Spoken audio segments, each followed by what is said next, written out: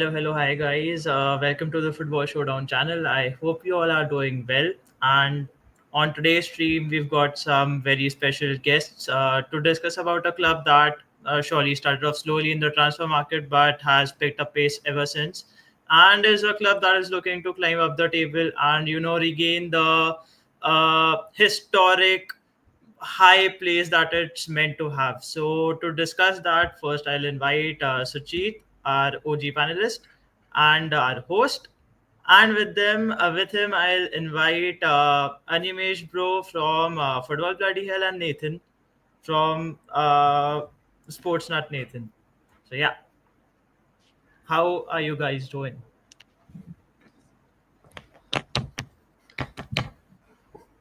Me? Oh, I'm doing great. I'm doing great. Like I a couple of weeks back I was reading all this. There's only one United and all. It was quite just picturing the Geordie accent. Not that they speak English clearly anyway, but I was just like, it's nice. There is only one United. It's kind of nice. They Right. pretty good feeling. It's You're been a talking, while. Yeah. Go ahead, Anish bhai. I thought you were talking about Leeds United, man.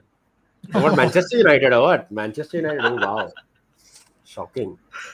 It's tough. It's tough out here. I heard some teams can't sign players. Mm-hmm.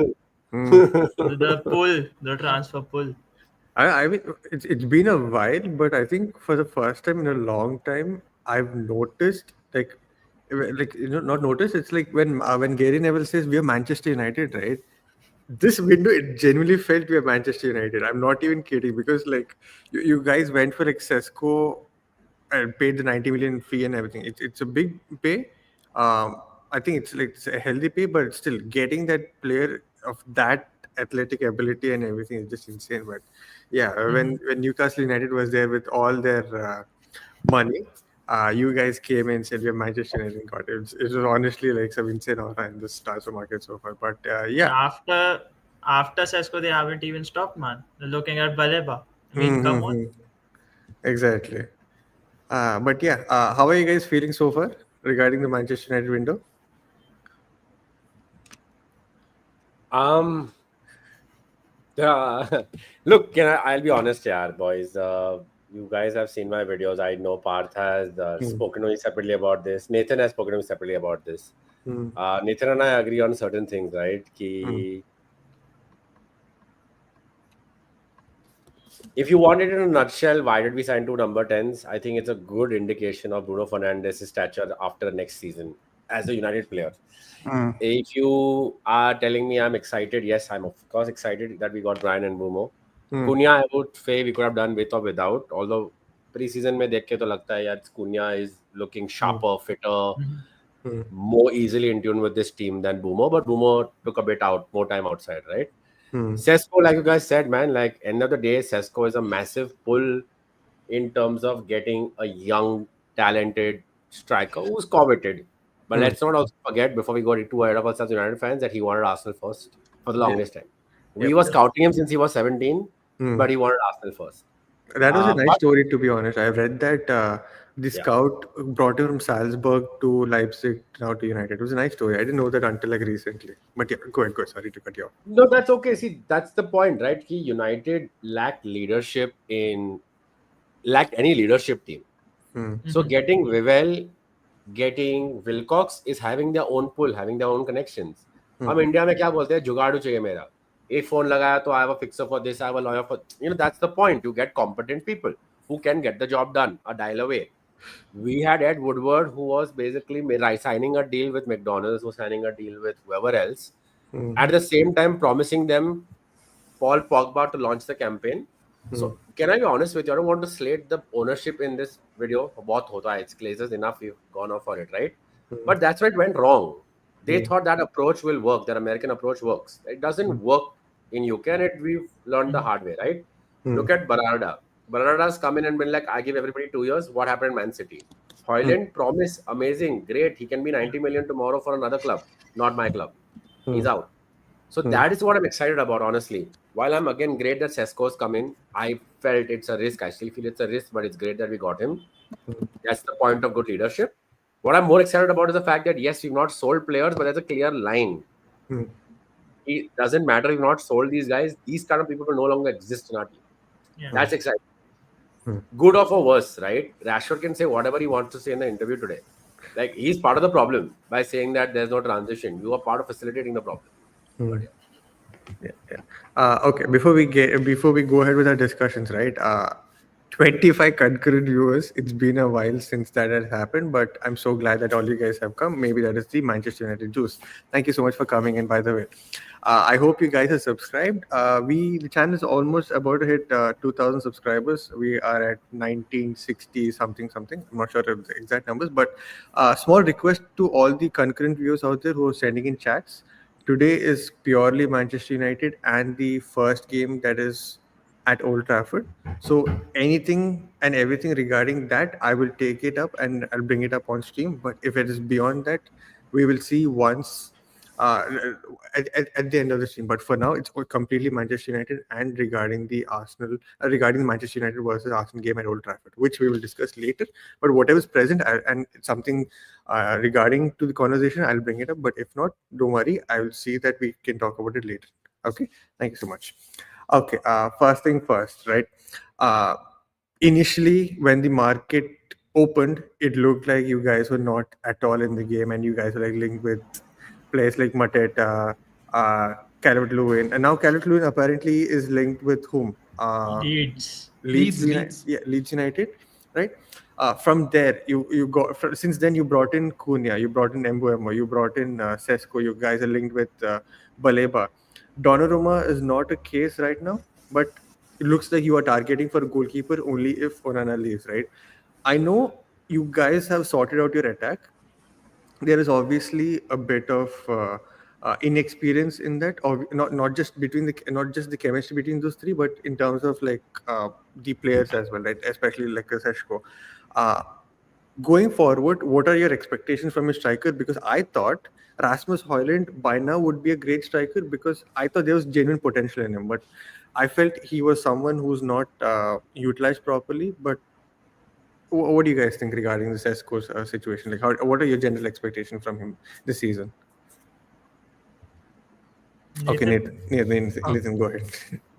Uh, पहले आप I have no expectations anymore. I am not optimistic about anything until proven. I have learned my lesson the hard way.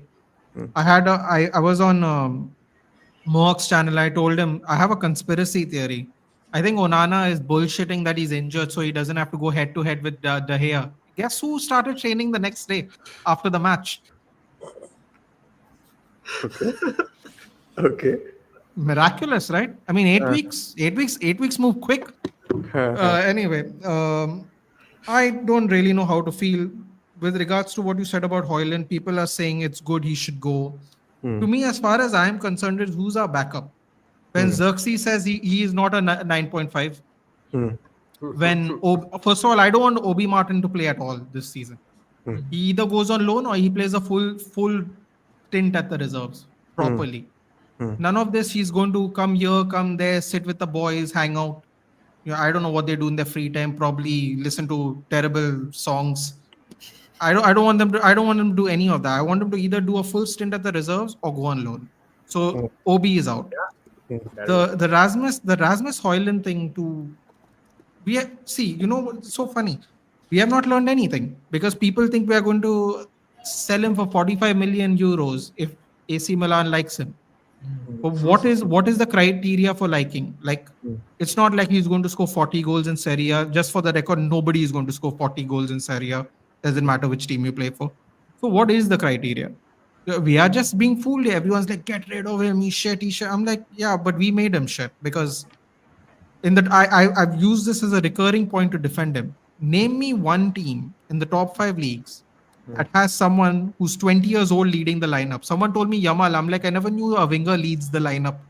I don't know which formation is this. Everyone's playing behind Yamal.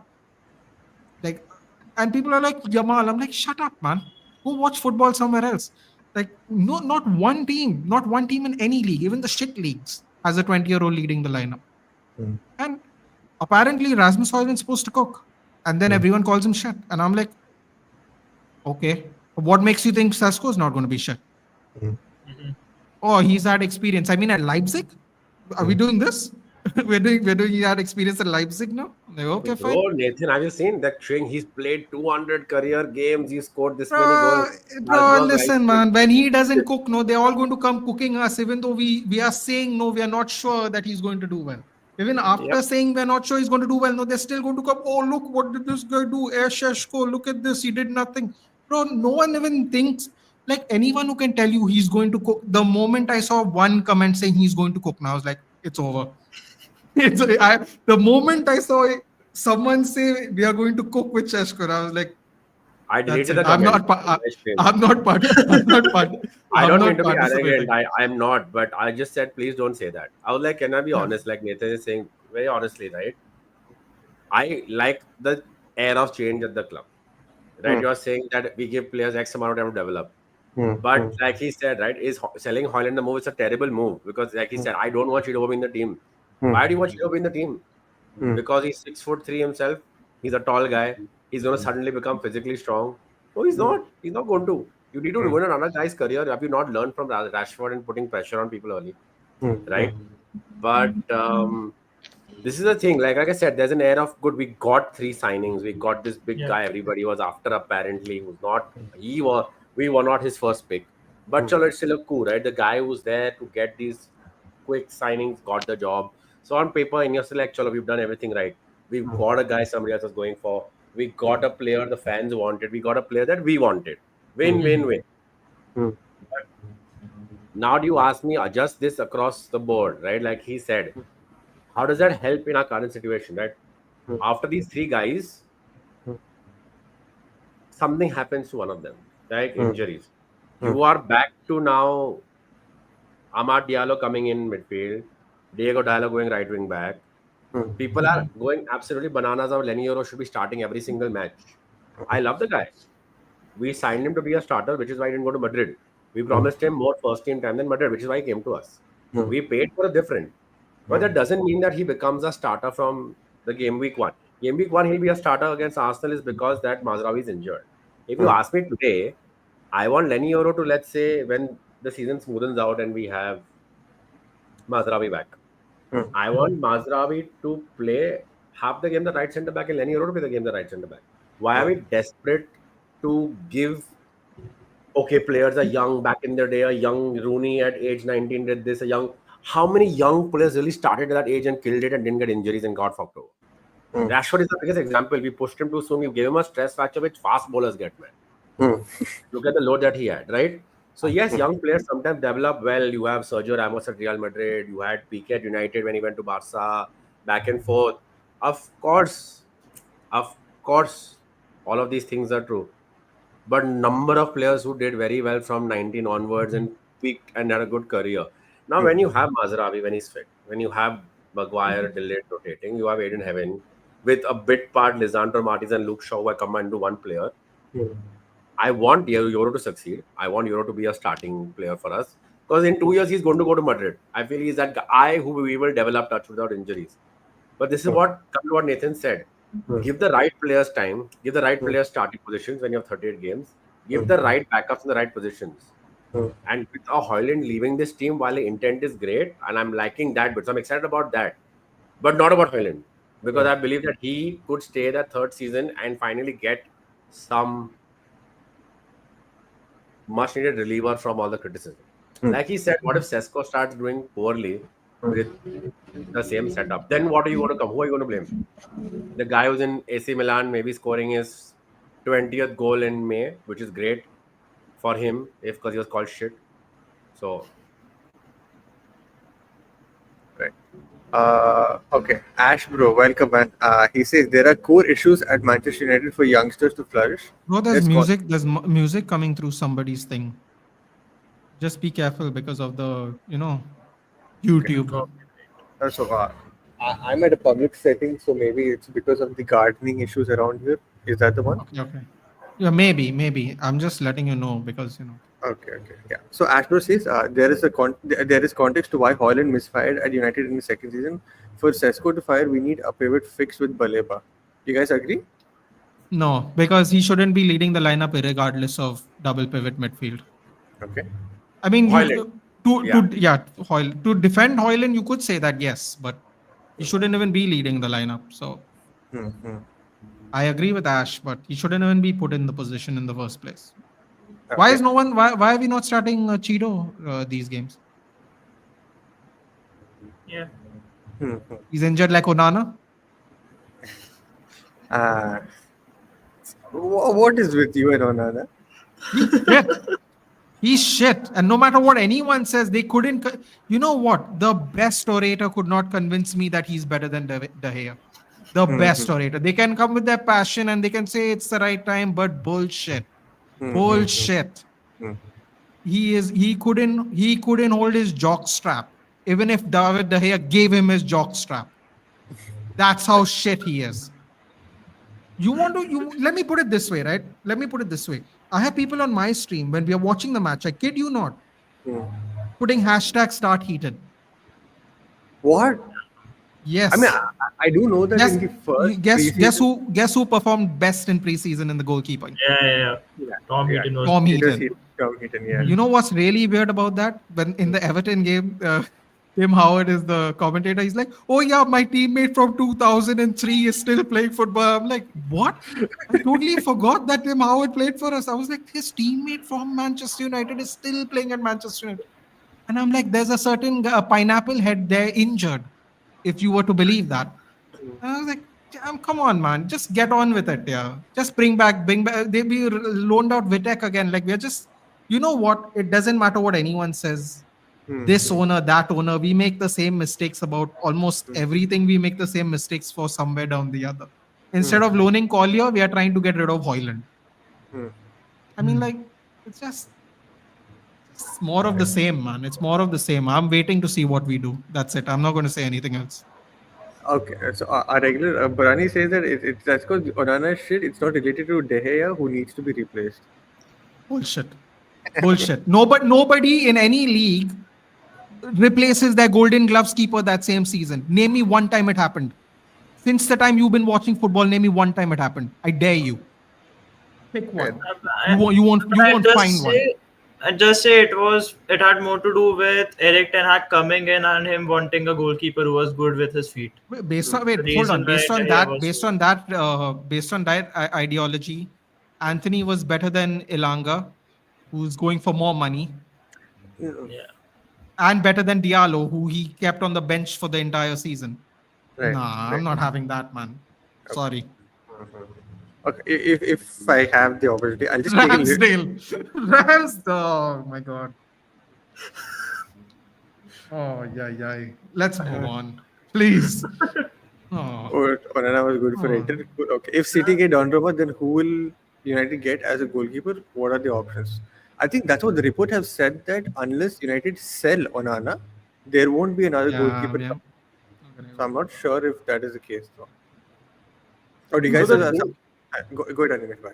the thing is, the problem is that I think it's something United for again the lack of things which I like a few things on this window. Hold on a minute. Barani saying Joe Hart. Joe Hart was replaced by someone who got replaced the following year because that goalkeeper was worse than Joe Hart.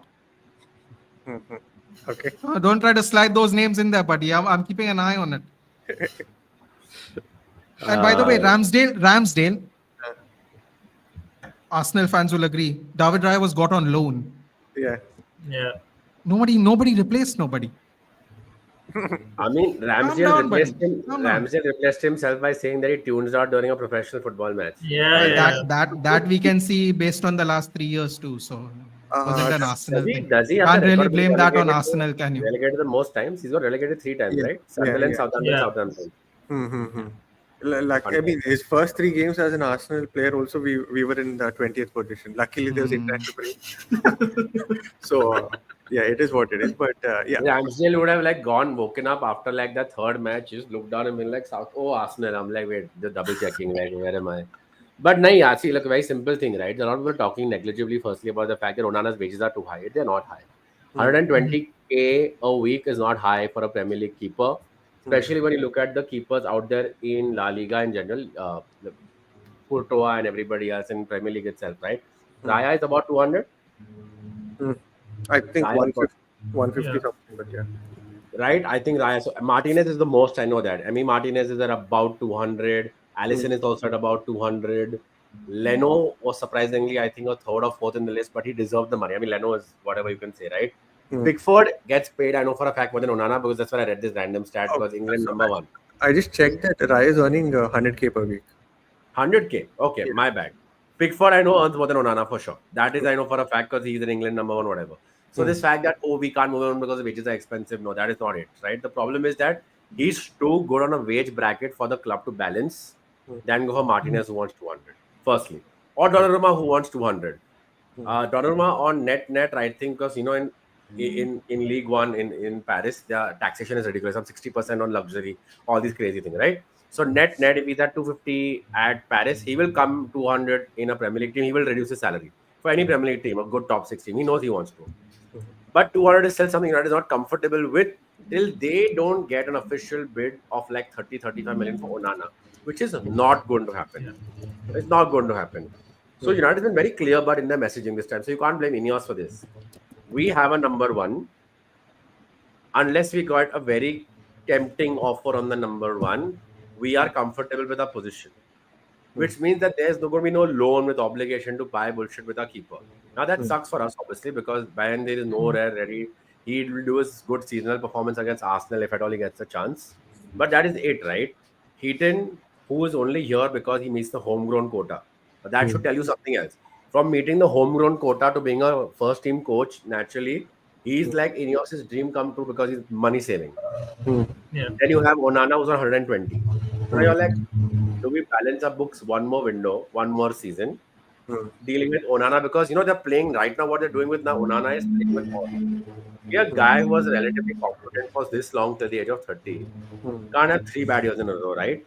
Let's give it a shot because we don't want to spend another 80K a week on a goalkeeper outside of the wages you will pay PSG, for example. If I think United go for Donnarumma, they get him for like 35. But that means you're telling me someone now. Wait, now think of it this way: United going for Donnarumma at 35 or 40 because PSG like, chalo, whatever. We want to get him off the books, right?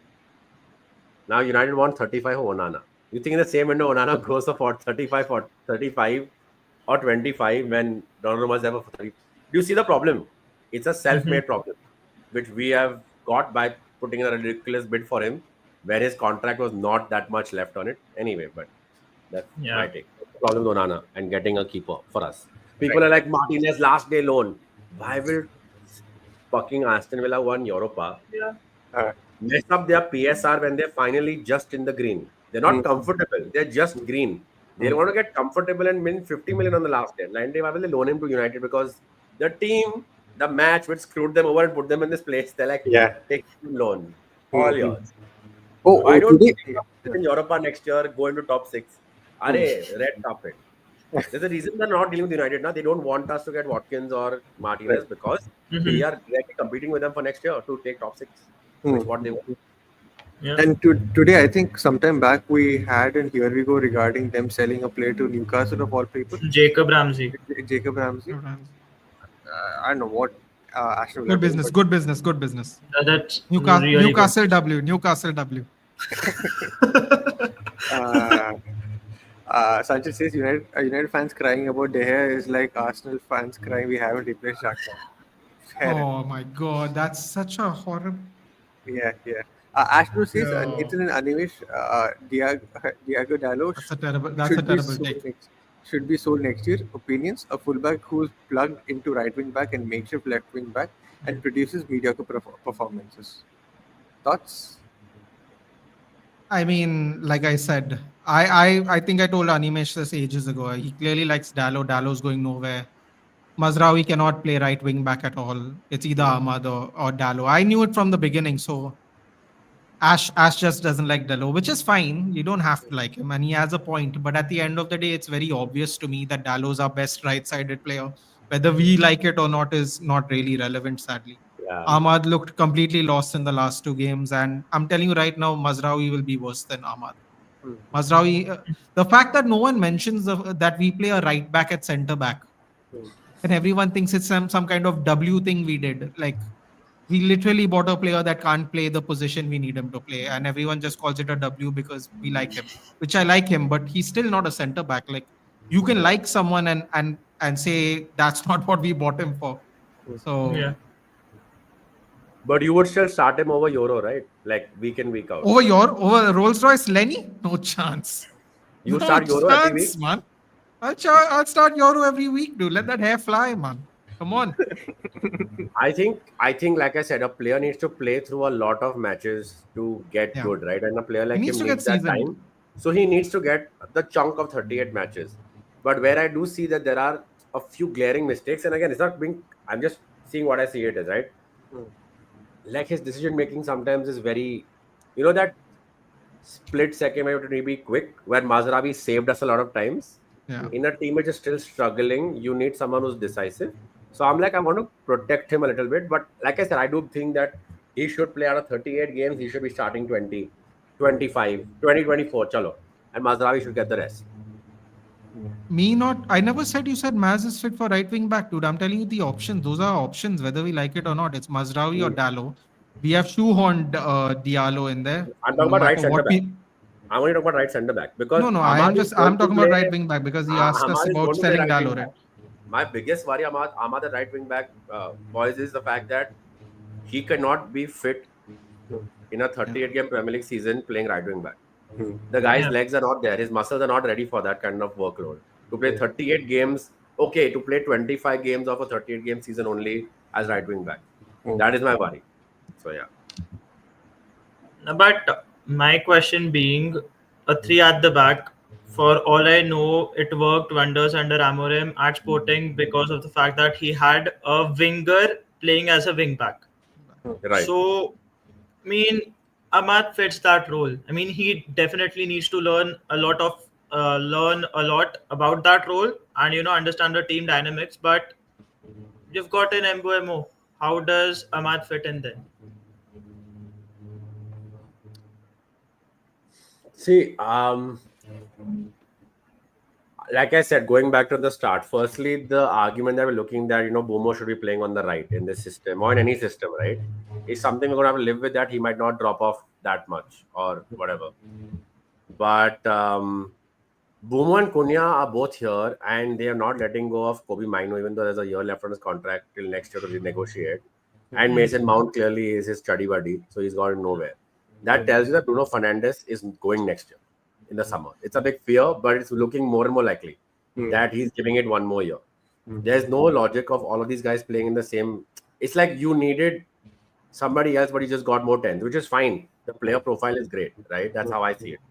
But that tells you that there's another problem that's going to be handled next summer. Now you take this out to the other side. Can Bruno Fernandes play with Cunha behind Sesko, and can Bumo become a right wing back? That's again you're going to be like, see, I know Nathan, right? I know what you're saying.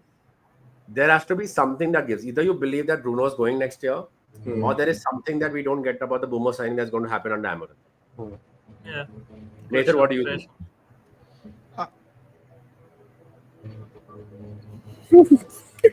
I'm hoping. See. Listen, I agree with Ash. I as much as I like Dallo, it's just we and Dallo, and Mazraoui. You might as well just change formation if they are the three choices. I'm hoping with Mbuemo's industry that he's been known for in Brentford that he can do a job there for us.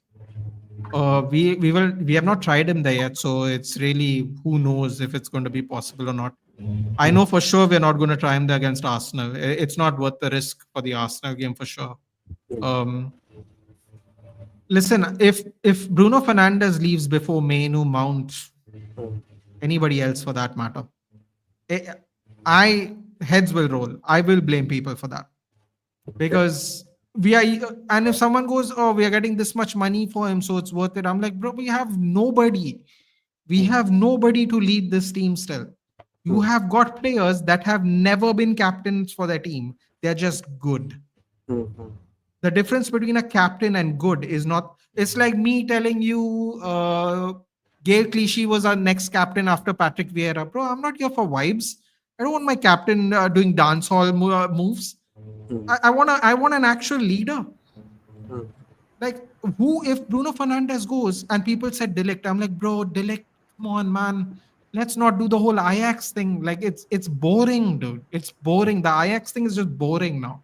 Was he given captaincy at Juventus? No. Was he given captaincy at Bayern? Was he even second choice? Was he even third choice? Was he even fifth choice?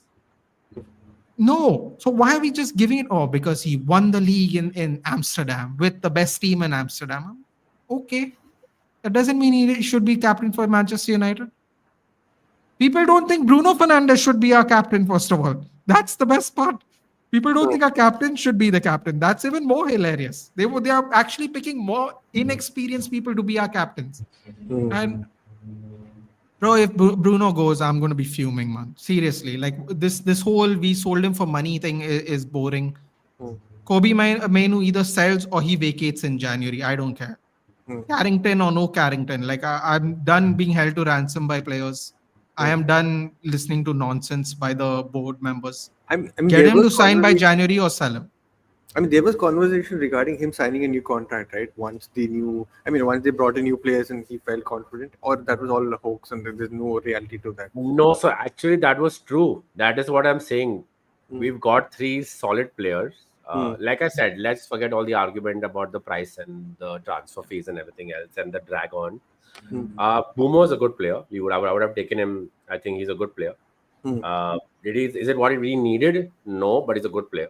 Cunha, I believe, looking clearly, I was wrong. He looks a little more settled in. Tethko is a kind of young, promising, project-based player, but more ready to start according to everybody who's making you believe this. Okay. So Bruno should be on the agenda of that field goal factor towards the end of the window of September. So I'll give it till the end of September. Like, if we don't get Bruno's announcement on a new contract, then you worry. You do, because he was supposed to think and wait depending on what happens. So you're right. That's what I'm saying. It's become very quiet. There's no conversation. Kobe Maino new contract, no conversation. Means they're waiting. There's a clearly an internal agreement of what we're waiting for with who we're waiting for. Right? In the pecking order of who will get the contract, who they want to succeed, what are the levels, will Maino get what he asks for if he does certain things? It's gone quiet. Have you heard of any contract renewals? Forget about these guys. Anyone in United? No. Wait, yeah. Because this is similar to what I have. Like, where do you see Mainu next season? Do you see Mainu Baleba pivot, Baleba covering for Mainu defensive deficiencies? Or do you think it'll be Mainu with somebody else? I'm sorry, it'll be Baleba with somebody else. Nathan, man, I think it should be Baleba with somebody else if you think Baleba's coming. Can't be Maino, man. Maino can't do it. Like he can do something else, but he can't do this. I think in this system with the intensity of the way we play, he's intense, but he has this switch in which he just switches, like he breaks protocol. Okay. As in? He doesn't stick to the role. Ah, Whatever Like the role is. Whatever the role is, depending on the coach, of course. He'll do that dribble, he'll do that move, he'll shimmy out, he'll dribble past 2 players, he'll beat them. And then when you go ahead with the plan, you have that guy who's made space in midfield for your movement. You've done something else, right? And we can't have that. You can't have that. Which is why when Mainu was even fit in patches in the season under Amorim, he didn't start. Right. He gave Casemiro that last wind or whatever because of the fact that Mainu couldn't follow what he wanted him to do. He's young, he's moldable, he has time on his side, want him to succeed. But again, that's not the role I think he's going to succeed in with the guy next to him. It's not that he can't succeed in that role. It depends on who comes next to him, right? If you had told me that Kobe Mainu would be playing with... how would I give you a better option? I think it's a very loose option to say, even like Rodri. I would be honest with you. If a Kobe Mainu was playing next to a Zubomendi also, I think he would do better. Yeah. Okay. You know why I'm saying it. Y'all get it why. The problem is not really that he can't adapt to that role. It's the guy next to him. Bentancur plays with Ugarte. Bentancur, Ugarte work as a team. People kept saying, look at him in Uruguay. But it's also the guy next to him who gets that out of him. Right. But I just have this one question about the midfielders that United have currently. You've got Kobe Menu. I don't know if he's a 8 or a 10 or a 6. I don't think he's a 6. He can be molded into one. That's a different thing. You've got in Kobe Menu. You've got Toby Collier, who had a sort of breakout last season. Not completely, but sort of. Sort of. And then you've got Mason Mount, who can play in that advanced 10 position. You've got Brian Embuemo. You've got Mateus Cunha. And even Amand Diallo can play in that position. And you've obviously got the likes of Ugarte in the midfield and Baleba if he's to come. Isn't it too many players? It's too many. It's too many quote unquote tens. That is why when I said that earlier, we are, instead of sending Collier on loan and developing him, we are trying to get rid of our number 9, a place where we don't have depth. So we're not trying to. We can't literally loan any of our quote unquote tens. So we could at least look for a loan for Collier, but we're trying to get rid of Hoyland. Like, I don't understand. We're not going to use Hoyland, but we are going to use Collier because Collier is not gone yet. Like, I don't understand how that works, because Ugarte, who's his boy, and I know everyone keeps correcting me and going, there's a reason he sold him. I'm like, bro, there's a reason he sold him for a lot of money, is because he developed him before selling him to PSG. Like, let's go chronologically, shall we? He's worth that much money because he got developed into such a good player by the same coach that's currently there. People are like, he didn't buy him, Ten Hag did. I'm like, bro, I don't care if Abraham Lincoln bought him. He has to use our players. What this logic of right? I'll tell you what. If you live long enough, unfortunately for me, I've lived long enough. I've seen people now say that if a coach doesn't buy that player, it's not his problem to get the best out of him. Bullshit. What logic is that? I've never heard of more crap in my life. Rooney was not a striker towards the end of his career. What are you going to blame that on? Van Gaal, a man who won Champions Leagues with 3 teams. You're going to blame Van Gaal for that. Like, bro, you cannot tell me this, man. Everyone just says what rubbish these are. It's not his fault he has these players. Then whose fault is it? No one told him to sign up for the job. I told Animesh the other day that I told him straight to his face, I'm like, who told him to sign for this job? Why is he getting lax? He knew the players he signed up for. He knew the formation we played. He definitely was told if we were going to get Manny in January, so he did not get backed in January. Why is he not accountable? Oh, it's only 6 months. I'm like, bro, what is that got to do with anything? Ole Gunnar Solskjaer won 16 games in a row with a team that was not his players. Like, I'm so fed up, dude. Like, you couldn't have picked the worst United content creator about the channel pre-season. You couldn't.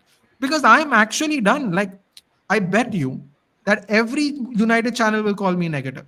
But they will not actually realize why I'm negative, which is I am actually fed up. If you go to my channel, there is not one review of one match in 4 years.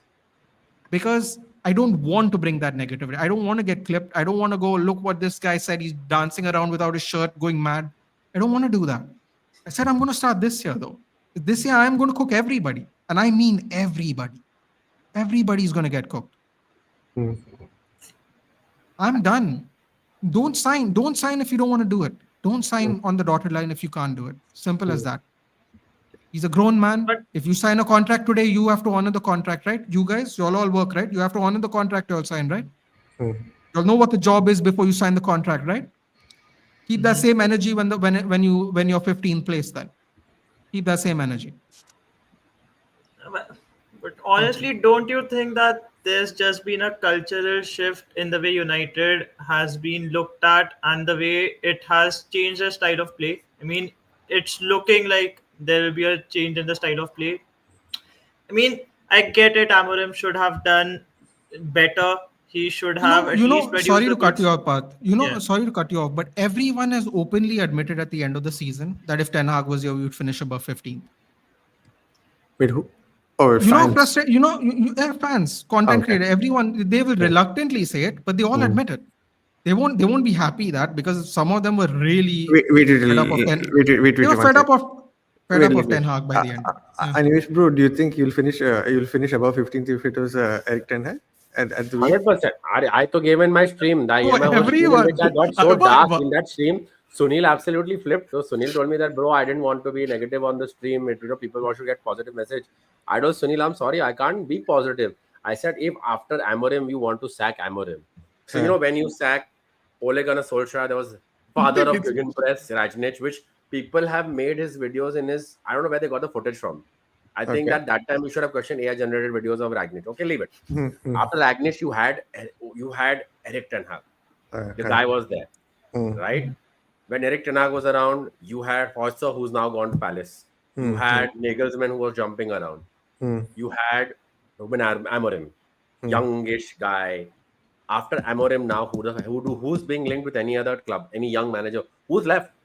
So on my stream, I said that okay, I understand Ten Hag committed these crimes. Nathan said it as well, right? Hmm. Not starting Ahmad, personal grudges, backing Anthony because Anthony was tied to his neck.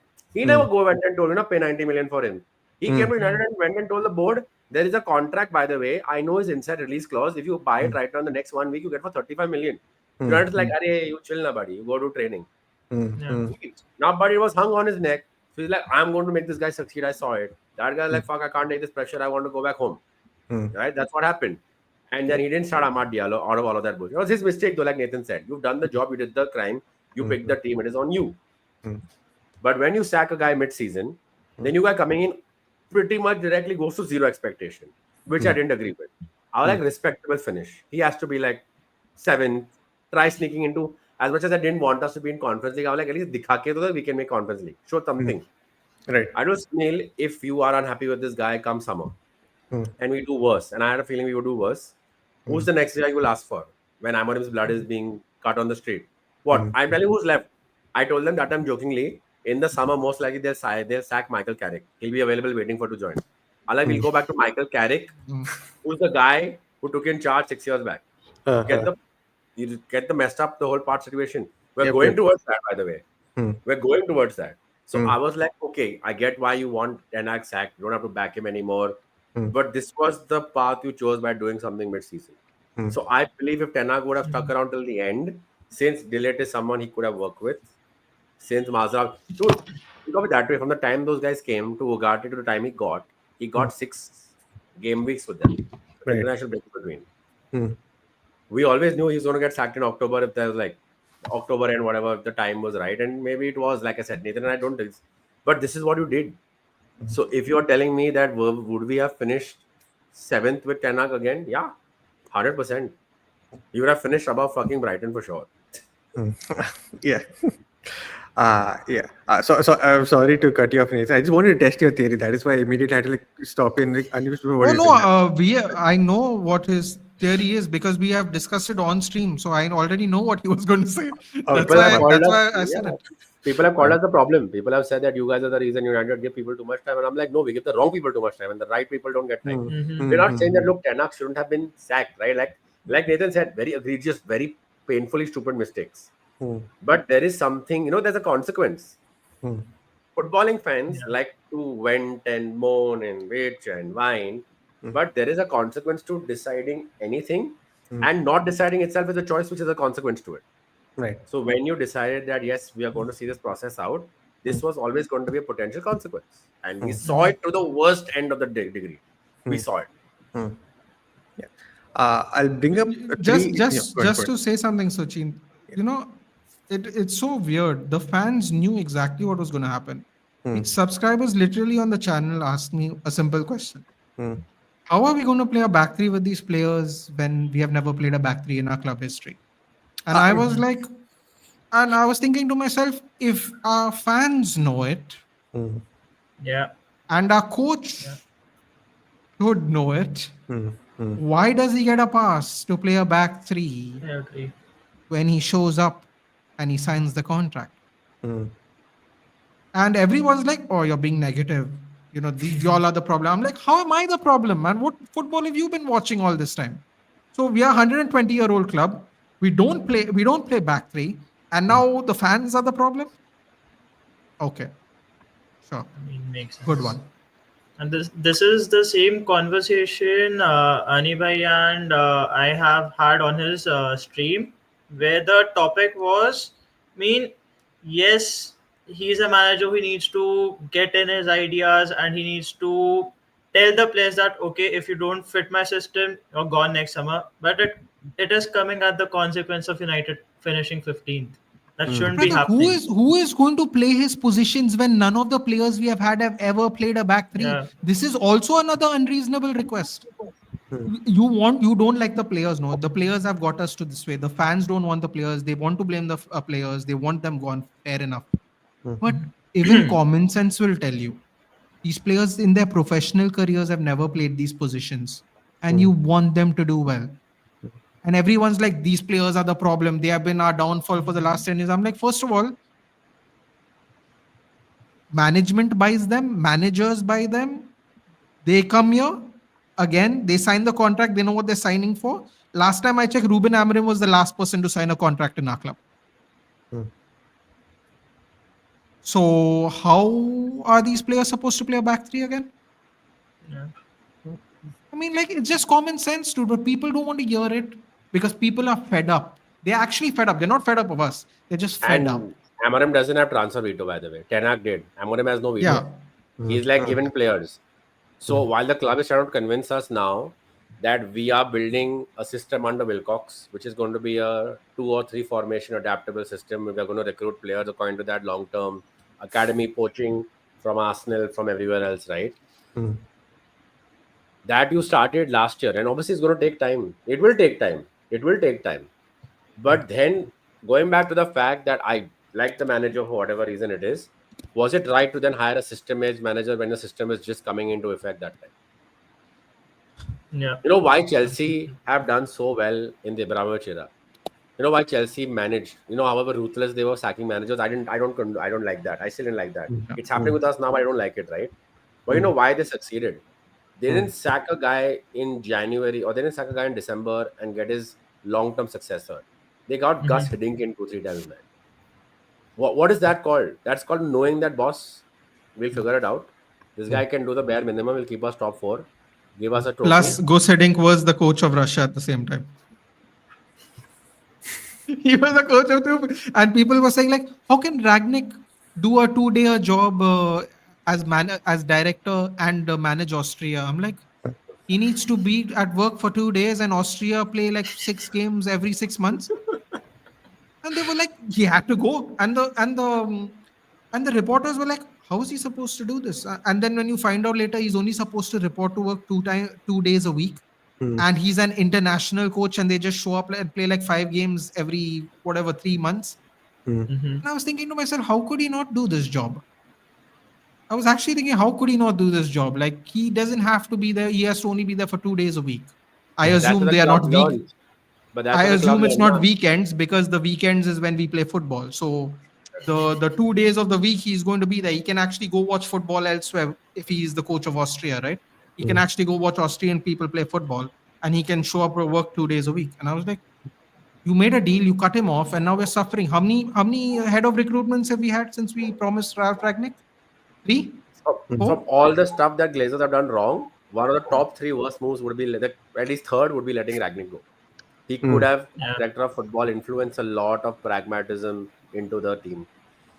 Even the players that he wanted to bring in as well were like top quality. One of them was Julian Alvarez. I think Vlahovic was one of them as well. I think from the Bro, he wanted Caicedo, Alvarez. Wanted was one thing. He already made approaches to the agent saying that I'm going to be director of football under Ten Hag, blah blah blah will be under me. We will figure this shit out, and this is how Ten Hag is going to play. I think even Jude Bellingham he wanted Enzo Fernandez, I think, even before the World Cup year. Before the World Cup year Ragnick was in our club. Okay. Haaland was Ole Gunnar Solskjaer got him gift wrapped and we said no. Yeah. I remember that. Yeah. Shania actually brought up this comment sometime back. It took me some time to understand. I still don't get it, but maybe I'll just bring it up and then we can have a conversation regarding it. Ruben Amorim tactically integrate 3-4-3 or 3-4-2-1. 3-4-2-1 structure. Mbuemo's velocity, incentive movement, and multifaceted offensive repertoire on the flank augment the squad dynamism and synergy with Bruno's let me screenshot that so I can remember what you read. Hold on. You continue. You continue reading. So read the next part of it. So I can I kid you not, read the whole thing. you guys are having conversation, right? On the side, I'm just reading this like, what does this even mean? I'm trying to understand, but I mean, I think she's just Basically, from. what I assume she's saying is Hmm. Mbuemo's dynamic enough to play right wing back if he's needed. That's what I Okay. assume she's saying. But I don't Now, we discuss this? No, please fuck no. Please no. okay. Exactly. Yeah, yeah. It's not. I'd rather take a chance with Ahmad's hamstrings than play more. Hmm. I mean, hamstring jokes. you Premature, can't man. you can't be shoehorning Embuemo as a wing back, man. I Bro, mean, we are shoehorning half of the team. That is Hmm. what I am trying to say. That is what I've been trying to say. We are Hmm. shoehorning half of this team. Hmm. No one wants to admit it. We're still shoehorning half of this team. because there was a comment earlier that this team is tailor made for a 4-3-3 or a 4-4-2, and it would cook if United plays in that way, and that would kind of suit the culture of the club as well. Hmm. But I mean, we've had this conversation a lot of times. Yeah, yeah. You can't compare that Chelsea era to this United. Yeah. That Chelsea, those Madrids, those Barca were all legacy squads with five to Yeah, six club legends playing Yeah, but we together are and still. not Barani. We are not comparing. We are telling you what made them successful, which is different. Nobody's yeah. bro. How can we compare this United team to that Chelsea team? Which Hmm. player gets into that team except Hmm. Fernandez? Obviously, Fernandez gets into all teams. He gets into all teams. You heard that, yeah. Okay. If you don't believe me, no, ask De Bruyne. That's it. We don't need to go further than that. Okay? Fair enough. Yeah, yeah. What happens when? Okay, I think this is too soon to talk about. But okay, there was a question I think kind of lost about it. But we'll talk last thing about Amarim before we talk about the big match, right? So for how long are you guys willing to like give him before it's like all hell broke loose for Amarim? Bro, all hell breaks loose next week. Where we don't have to Sunday. wait that long. Next Monday week morning. only is going to start. See, Sorry, not Monday morning. either 11. our fans are going to come for us or your fans are going to come for you. Either way, Monday morning Yeah. people are getting cooked. Talking It about doesn't Monday matter. morning, 11:03 p.m. on Sunday night, bro. Monday morning is also too late. Uh, I mean, you couldn't. I mean, yeah, I guess you're right. You are right. Yeah, I'm not. Yeah, you know Early what? match. Let's just get into that. We'll talk about the big match that is coming up this weekend. Nah, Nobody. I Go just ahead. had Go, one go ahead, question. Parth. What are your thoughts about the preseason United has had? I mean, Don't has care. there been any kind of structural change or anything that would make you feel like, oh yeah, uh, there's something different about this team? No, man. So, like, look, for me, preseason is very simple, right? I don't care if you win 8, 9 matches, you go to America, you go Yeah. to Asia, you do whatever the fuck you want. Winning or losing is really not the problem. The problem is that what you realize, even if you're, let's say, you were Premier League winners last year, Hmm. Hmm. when your players come back, do they have intensity? Do they have drive? Hmm. That's something not. I'm not comparing Sir Alex Ferguson's United to United. I'm comparing what Sir Alex Ferguson written in his books about which players he knew to keep around when he was restructuring his team every 4 5 years. Hmm. Who showed up day one early with intensity, right? So no matter what team it is, you give a guy a few days. Obviously, you give 2 days, but what you want to see in preseason is keeping your fitness. Players who are overweight getting much fitter, coming in fitter. Intensity. If you had a bad season, to want to improve yourself, Hmm. taking your feedback from coaches, trying out set pieces in games like this, showing a certain kind of structure which you failed in last year. In all those Hmm. accords, the Bournemouth game, man. So I don't know, Parth, you were there or no. You're not there anymore in the day streams. In the Bournemouth game review, Prashant and I got slaughtered in our DMs, and I still get messages saying you are a negative United fan. You don't know even a good performance. How can you talk negative? I want to feel good. I mean, it's not my job to make you feel good because my job, if you rely on me for content, you rely on me to give my opinion, right? So I give my opinion on this. Exactly.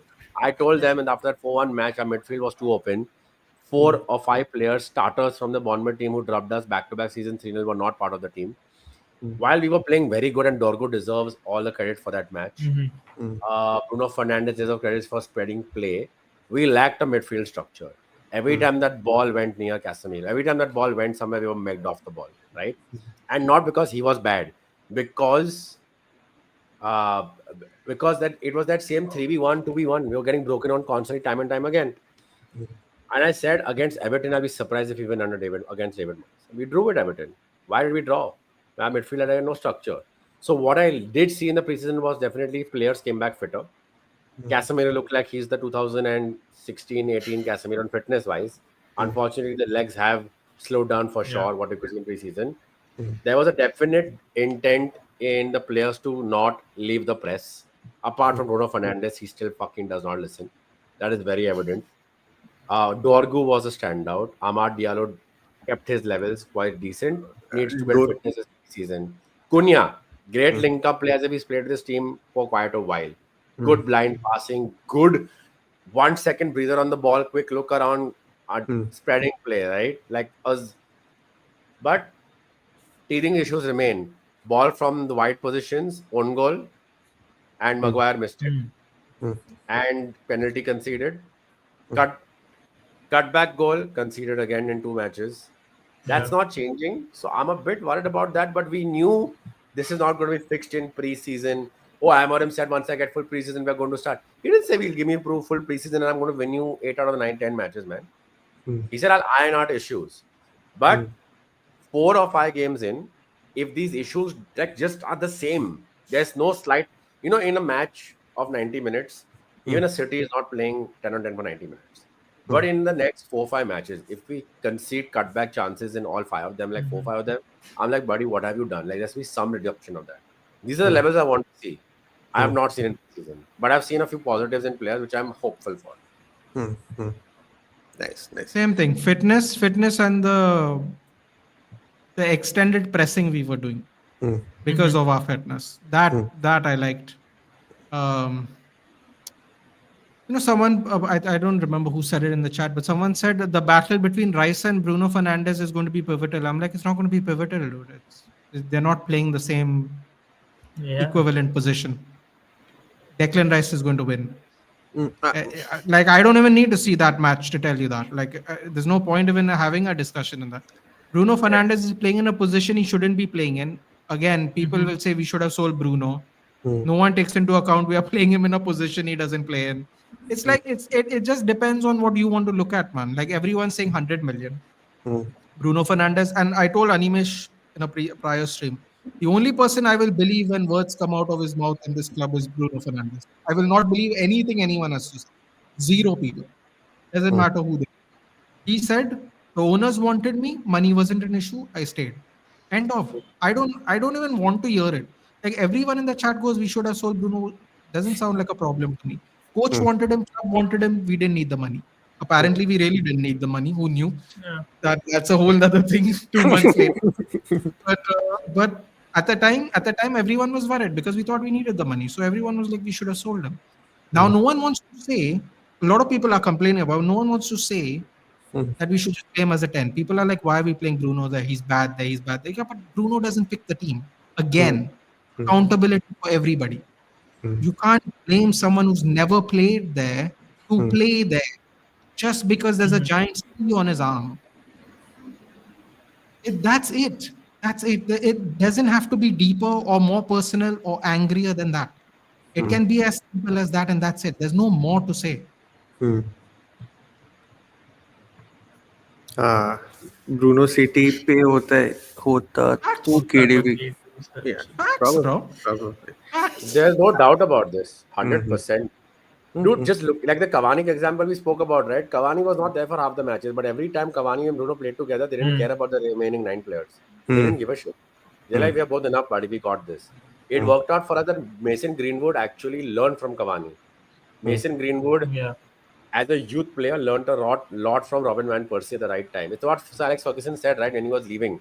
Why he got Robin Van Persie not just to win the 20th title, to replace Wayne Rooney in terms of a mentor for the next set of crop for the club. They need someone to look up to, and we were struggling that time. 2 players were enough, and we had Mason Greenwood doing a good job. That's sometimes that's all you need, a cohesiveness and understanding, something, anything. And at Man City, he would be playing with who else? With David Silva around him. No, he'd be watching Mhm. Rodri do all the running. He'd be like, all I have to do is stand here. All I Yeah. have to do is stand there. Thank Yeah. you. And he just watch Rodri run around instead of himself. Like, Just think of it for a second. Do you remember the runs Aguero used to make at certain times when he used to like run past players? Mhm. Do you think Bruno Fernandes won the way he tries to put? He used to, what used to work for Anthony Martial and Bruno Fernandes, but Martial was again gone for like 80% of the season, right? Hmm. Yeah, remember Aguero? Just look at these players. Just look at all of them. There's no doubt about this. There's not even. I'm not making a mockery of anything about KDB's fitness the last few years. That's unfair. yeah. Some players who've been playing in through their teeth week in week out, they do develop these muscle injuries which become worse and worse. I'm not talking about the injuries Mm. and availability. Hmm. Pound for pound, they play the same amount of games. Bruno Hmm. Fernandes for sure would beat him on numbers, not even a doubt. In the same team. Hmm. It's tough comparing regular mortals to Iron Man, dude. You know, it's life Regular. stuff, dude. Life stuff. Life stuff for some people, dude. It is what it is. Hmm. You know? Yeah. We like Uh, basketball, but we all can't dunk like Jordan, you know? yeah, it's been 1 hour and 1 minute. It's been a great chat so far. We have a lot more to uncover as well, especially the game at Old Trafford and the first 5 game weeks that Manchester United have. Right. Before we get into that discussion, I've been seeing some of the chats. I've not been taking a lot of them because I know what kind of chat they are. Guys, please be respectful to the people around there. Do not do any stupid shit. I know what is happening. I'm just not bringing it up. If at all things are happening, we will discuss it post stream. But yeah, just be respectful for the people who have been coming up and putting up chat. Cool. Yeah. Back to football. Arsenal at Old Trafford. Manchester United versus Arsenal. Amarim versus Arteta. Headlines want to say Seshko versus Gyökeres. Things are already, let's just say it has been brewing for a while. Like people, Manchester, majority of the Manchester United fans wanted Gyökeres. Majority of the Arsenal fans wanted Mhm. Sesko. Right? It's been a swap as well. So, what do you guys think? Like, are you guys prepared for this? I know as fans you'll be like, "Oh, we are Manchester United. We need to do whatever needs to be done to win." I get all of that, right? Even as Arsenal fans, I would agree that we need to go there and win. For Arsenal, it has been a tough place to go there. No matter how great we play in the entire season, but whenever we go to whenever we go to Old Trafford, for some reason we fumble. I think we only won there back in 23-24 season, if I'm not wrong. But before that, whenever we played well as well, we never won. So, or your first fixture of the season, what are your expectations from this game, or how do you think it'll go? What do you feel? Oh, Uh-huh. I think it's going to be I think it's going to be a closely contested game. Yeah. See, I don't know what it is. Last season, a lot of people were like, Hmm. Liverpool, we're going to win final. Arsenal are on a roll. They're going to win 3-0. I'm like, listen, man. Hmm. As far as I am aware, Hmm. minus the anomaly loss, it's Hmm. always a tight game, irrespective of how crap either team is. Hmm. Mhm. We have played against some really crappy Liverpool teams and barely managed a win, and vice versa. So, as far as I'm concerned, is I want everyone to be fit except Martinez. We already know he was not going to be fit for the season starter. Yeah. And Hmm. I just want us to play whatever the vision is. I don't want to be specific with whatever the vision is. I just want them to play the way he wants to play. Hmm. Another, just before I wrap my answer up, Hmm. another thing that people defended Ruben Amorim was we had a game every 3 days. There was no time to train players. He's not going to have that excuse also this season. Yeah. Hmm. Hmm. So we are going to really see the resolve of United fans, or rather the honesty. Our resolve can't be questioned if we are all still supporting the team. At least I don't think it can. But we are definitely we are going to see how logical everyone's going to be and how actually honest Hmm. everyone's going to be. We'll definitely see that by the end of 25-26. So I think it's going to be a tight game. If Hmm. I'm being honest with you, Hmm. before the signings, when the matchups came out, the fixtures, I said we're going to draw. Okay. So I think it's going to be 1-1. But this is before the signings. I don't really want to change it, so I'm going to stick with 1-1. I think we're going to draw. Is it you don't want to change it because you want to jinx it, or you don't want to change it No, because I don't want to change it because I don't want to flip flop. Now, like I didn't know these players were coming. It would be really easy to go. Oh, we got all these players now. We're going to cook, and I'm never going to say those words. By the way, we are going to cook is only done as a joke. If I ever say those words, I never ever mean we are going to cook. Just for the record. right, No, right. I'm actually more confident we are going to get a draw because of the players. If anything, it's bolstered me saying we are going to get a draw. So. Mm-hmm. Animesh bhai, what do you think? Yeah, man. Look, for me, I can't predict to win. Like a lot of people are saying, we could still end up winning. Look, the first 5-7 matches in a season Mm, are like finals. mm, People are first three games to are like very scratchy, very like dismissive. mm, Could have a random one team beating the other team 3-0, 4-0. It could happen because they're just mm, sloppy right now. mm, I genuinely don't see that happening to us, irrespective of our signings or not. I mm, also thought, like Nathan said, it could be a draw or a close 2-1 win or a loss. Like a mm, 2-1 win loss or a draw, not like a crazy score. mm, Yeah. I would still lean more towards a draw. My only worry is I don't see us beating that midfield. I just don't see how we get dominate a dominating performance out of our midfield versus your midfield. I don't mm, see it. Could be wrong. Amorim could just suddenly be like fucking change his whole Julia and be like, yeah, what you saw preseason was all bullshit. I've mm, actually done this whole new thing. This is what we're going to be playing. I kept mm, my class close to my chest. I don't mm, see that happening because how do you isolate Zubamendi and Rice? Both fit, right? mm, mm, Yeah. mm, Both available, both fit. So how do you beat Zubamendi, Rice with Casemiro, Ugarte, Casemiro? Because I do think Boomer will not start. So I mm, think Bruno Fernandes should be playing along with Cunha, uh, but we don't know for sure, right? So let's mm, just assume Bruno Fernandes and Cunha play there. mm. Uh, Casemiro starts with Ugarte because who else is going to start there?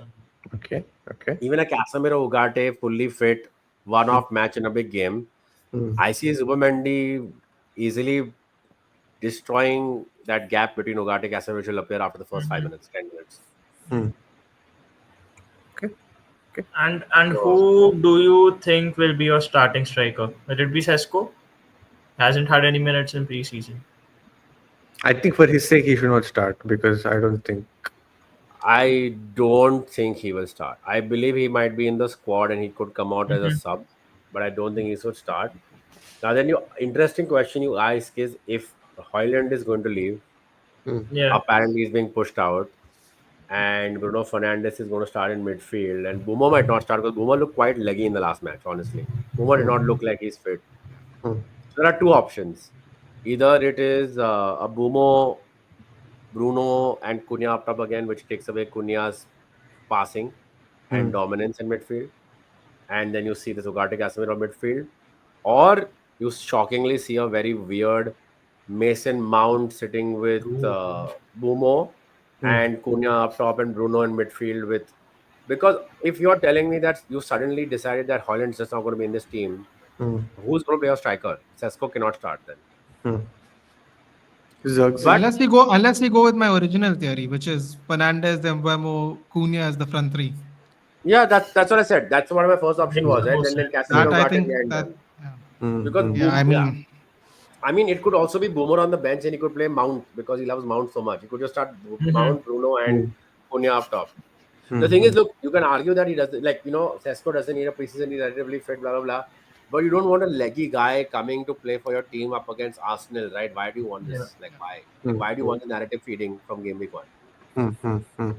Abhijit, show some chest, Nathan. We beat Arsenal with 10 men. keep I it keep want. it keep it keep it here, Avijit. Keep it here. If we win on Sunday, the meltdown will be Yeah. self-destructive. We don't need to participate in this match though.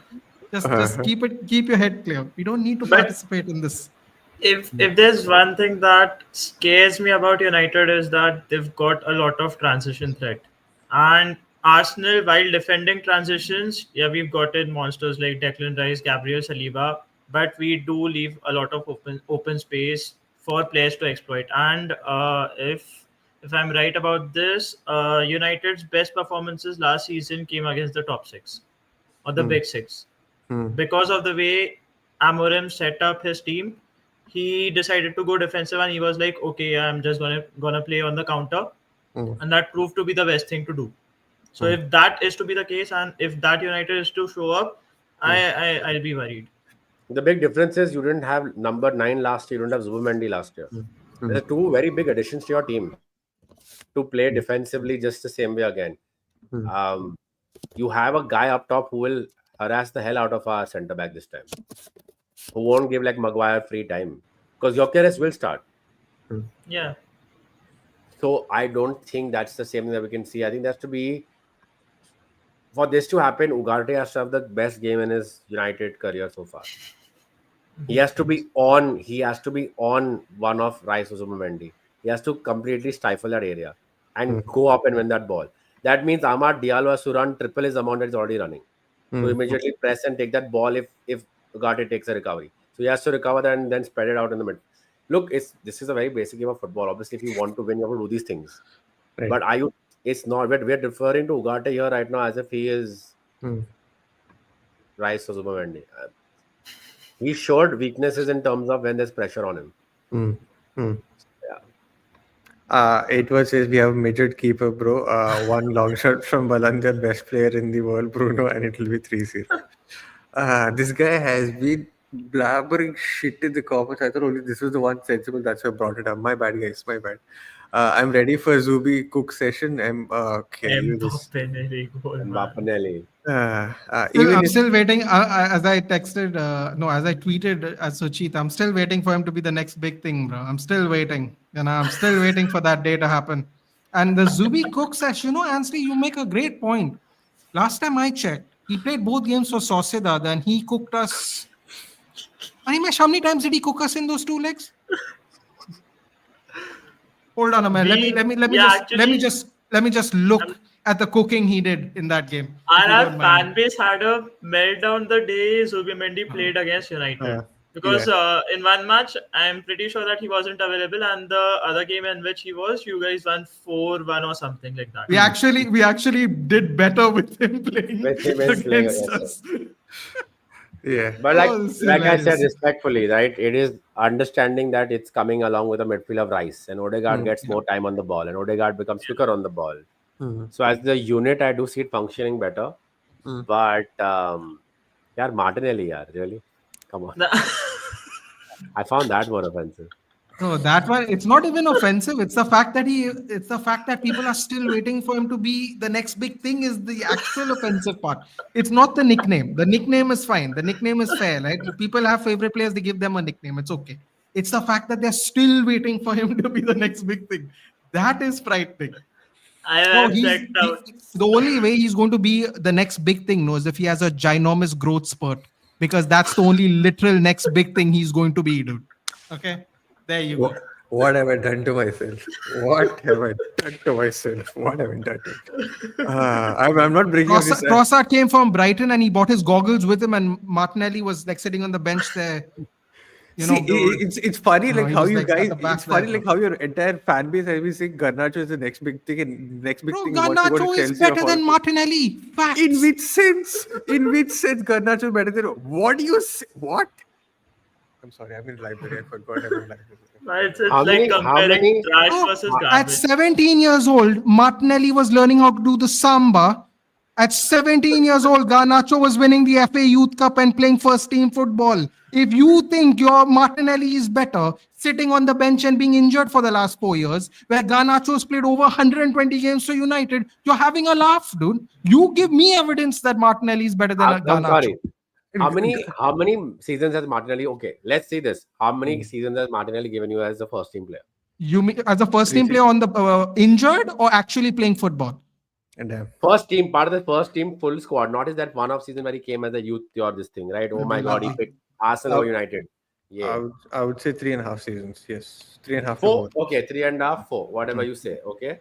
So he's been a player for 3.5 years. Please, I beg. Please go check the team Garnacho tried to come in and play for. Look at what Martinelli was given around him, and then go and tell me which player is better. I mean, Garnacho is an absolute wanker for doing the crap he did with social media and stupid interviews. But man, there is no comparison. But facts is facts, my friend. Irrelevant of if you like them or Let's not. Like forget, I said earlier, Arsenal considered signing Noni Madueke to also replace Martinelli and play on the left, not just That is because of the way that Martinelli I can't wait for this one. Another next big thing. I can't wait for this now. This is going to be really generational. You really can't be worse than Gabriel Martinelli. Only way is up. I disagree with you, dude. I disagree with you. I have to back Martinelli on this one. I disagree with you. Though, damn, man, I'm glad that Aarush is not here. Aarush would have defended the shit out of Noni. Oh, he can defend, bro. They can defend whatever they want, dude. We are going to see. That's the best part. You can say whatever you want. It doesn't matter. That's the best part about sports. Everyone can say whatever they want, and at the end of the season, we're going to see. That's it. Man, this comment. Yeah. I mean, to be fair, yeah, Oh, nice man, talk. whatever you're into, buddy. You seem to be quite a well-rounded person. God bless, dude. Enjoy that. He's literally living off his Puskas award. Literally, I mean, Yeah. I Oh, fair you play. mean Fair- you mean fair you, play, mean- that you mean award he is didn't insane. get you mean he didn't get double-digit goals last season?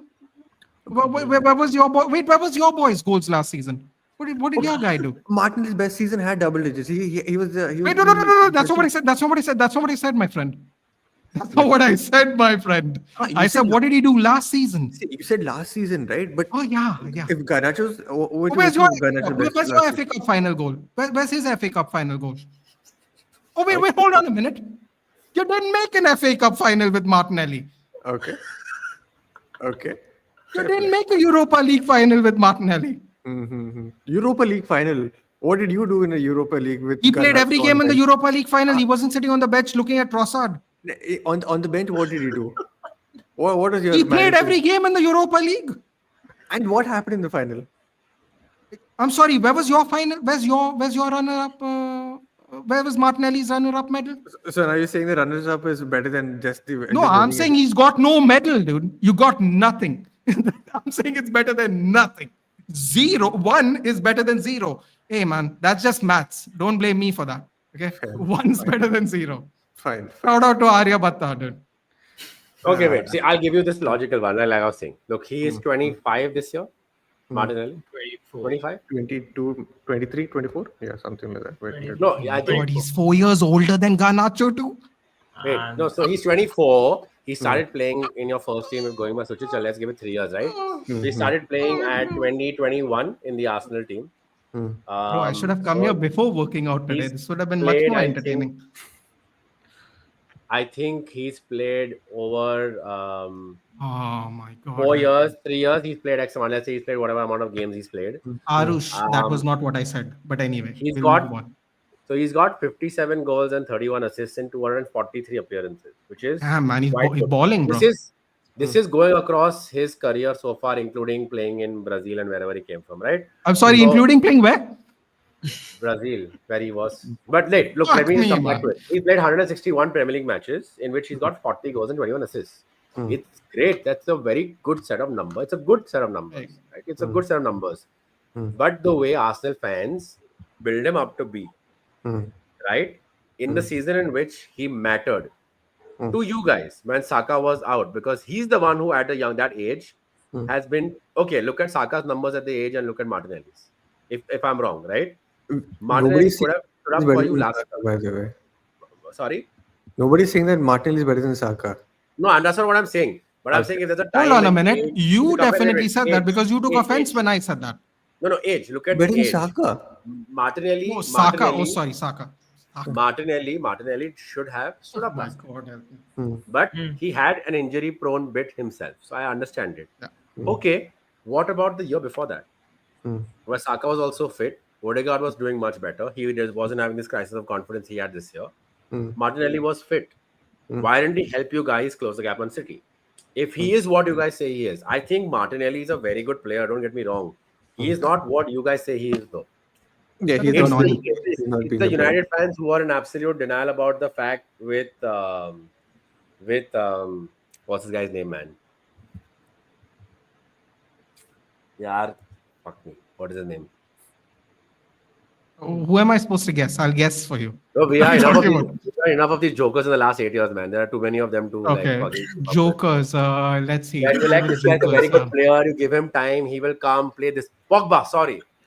This guy is the next guy. Paul Pogba is the best in his position. Martinelli will thrive. Get this guy behind Martinelli. Martinelli will do well. Pogba ke baaju mein get this guy. Pogba will be unlocked. Martinelli will reach him. Give him time. Give him age. There are certain players who just hit this peak, which Martinelli's done, by the way. 160 Premier League matches, 40 goals, 70 goal contributions, whatever. Great. But if you are telling me he is the guy, Arsenal fans convince me, but he's had 3 individual chances to stand up at that age and give you the performance, right? He's Okay. not. So now you tell me, let's go back to Martinelli at 21, 22, and let's go back to Garnacho, who's been 18, 19, 20. Look at the team Martinelli was coming under with Arteta. Look at the team Garnacho's playing with. Who's done a better job with all the issues that's going around? Martinelli, Garnacho, right? Not Martinelli. Look at the absolute disjointed crap that United have been. I like how Parth is not saying anything. Look at Arteta's Just- last 3 years. I believe Arsenal have been better than United. People here who are in chat know this. I got absolutely destroyed by United fan base in the rivalry room episode when I said I would rather have Arsenal giving some fulfillment, some promise to a project, something to look forward to, than have these sporadic in and out managers and just Carabao and FA Cup only, right? But now if I'm going into that, Martinelli was part of it the last 3 years without the injury. Did he stand out? No, he did not. That's it. And This discussion is one which I would hate to have because I don't rate Martinelli one bit and I hate Garnacho. I mean, you can, but this is the thing, right? This is what I said, half an hour ago. I'm like, you don't have to like someone to say they're good, dude. That's just how it is. Like, if a United fan says Patrick Vieira shit, I'd look at him and go, I don't know what you're watching, dude. You know, like that's just a fact. I don't have to like Arsenal to admit that. I don't like Arsenal at all, by the way. Just so we're clear. But I don't mind. Like when people were saying Foden over Saka, I'm like, sure, buddy. For which team?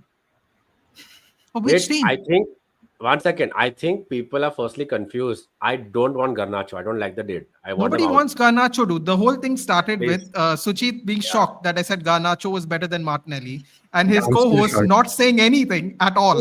see, I didn't expect anything from Parth anyway. So there's no. What do There's you no mean? shocking But factor. he I could, broke I this disagree. argument He could down. defend you. I have gone to age No, to I age still didn't expect comparison it. and the team. Bro, age to age, though, Garnacho was way ahead of him. Like, 2 years are back, we I really will having- find my tweet. I'll find my tweet from 2 years back to tell you that fucking Rashford is reaching. Martinelli might surpass Rashford the way Rashford is playing. That 2 years back, I said that. But after that, 2 years back, when I said Martinelli could peak now and Rashford is just plateauing, Martinelli didn't do much either. Yeah. Okay, injuries. Okay, Completely fine. Injuries. I don't think there were that many, but there were, sure.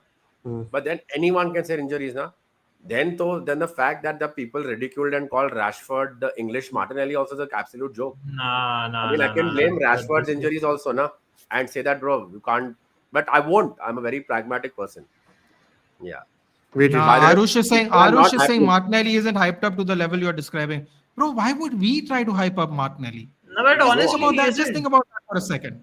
I mean, a lot of Bro, our fans. I don't want to say the channel. I don't want to say the channel's names right now. But there are people who called him Mbappe, dude, and they're your fans. You know exactly what I'm talking about. I know you're on the internet all the time. You know exactly what I'm talking about. These aren't even our fans who are saying this. Like your fans are saying when he came in that he's going to be the next big thing. That's why it's an inside joke between me and Sucheet. Like I don't even like if he comes out good, I'll say he's good, dude. Like I said, people said Foden over Saka. I said not for any team I'm managing. Not for any team I'm managing. That's all I know. I can't speak for Pep, but not for any team I'm managing. So Saka's just too insanely Saka's just too reliable. good, bro. He's Yeah, too good. Reliable. It's not even a Ford- competition. Foden was the next big thing. Bro's been sitting on the bench for 18 months, dude. He's probably getting more tattoos done. I don't know what he's doing. Keeping the hairline sharp, I guess. What is he doing for the last 2 years? But people will have you believe. Now, I'm sure you guys will agree. Didn't everyone say Phil Foden's the next big thing? Yeah. I'm sure you guys been watching football that long. I'm sure you'll have heard that. What did he do last year? Someone care to explain to me? What did he do last year? I mean, the trim's looking great. Shout out. Barber's on point. Great. Love it. Love a good hairstyle, dude. Always have, always will. But, and what? Nothing. Why? How did we reach here, by the way? You're having a very structured. Yeah, we started with Garnacho is better than Martinelli, and then we did a whole chain linky thing. But who said that? to start with that. We No, started so with Martinelli about something. no, because I am saying It that was I don't have to it was like a rogue players comment. It was a to rogue comment. Mbapinelli. Mbapinelli. Mbapinelli, Yeah, yeah. That Mbapinelli. shit. Yeah. They started with that crap. Shout out to him. Nice nickname. I like. But, I respect the nickname. Dude. The nickname I like. It but is what by it is. by the way, he's a Barca fan. He's Hey not man, even really. Yeah. listen, dude. Whatever it is, dude. It's all good.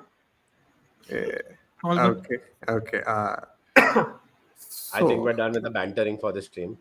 yeah, Yeah. it has gone like I wasn't bantering. I'm being serious about the Martinelli thing. That wasn't banter. I'm like not making a joke. Like, look, I am saying it with a dead face. Like, I'm not even joking. Like, there are plenty of Nathan, people that said he's the next big thing from Brazil. Lots of people, lots of reliable people that we would listen to if they said Saka is the best player in Arsenal. So their point is valid for one and not the other because it just doesn't suit people. Like, how does that work? Because I would say Saka is better than Foden. I don't need to support Arsenal or Man City. Like these points, you can't pick and choose whichever points and whichever reliable. When he says, when this fellow keeps saying it, and he said it on many streams, he goes, Gary Neville said we are Manchester United. Notice how none of us say it. Do you notice how none of us say it? Because we are actually watching all the games and we're seeing what's happening outside of the games. That's why when Newcastle came up with chest, now they're crashing out, dude. We've still not said anything. They're just crashing out. They're crashing out on themselves. We're not even bothered with what they're doing. We're not concerned. They're just crashing out. Oh, we got Malik Theo. I'm like, yeah, boy, that's what I'm talking about. Malik Theo, sign him up. Jamal Lascelles is still your captain, you losers. Okay. For the comment out there that are saying that I have not defended much, fair play, fair play. Thing is that I just didn't want to get into the side that I don't wish to. Na- That is why I have not Nathan, decided to say anything. if But yeah. there's two things that's guaranteed on our streams, first is dissing Martinelli, and the second is hating on Garnacho. And we talked about both the players today. Like Garnacho, like I tried defending him like for the first week, and I was like, I I defended get him in that. front of Animesh till the Europa League final. Whatever post Europa League final, though, I've got I nothing to get say. it. I get the hate is I as the Everyone if should you hate. ask me to Abhijit settle this really hates argument, Garnacho. to settle this argument, I don't think Martinelli or Garnacho should be first team players with the way they're going right now. And they should be on the bench and Arsenal get someone better than him. You go challenge for the title properly.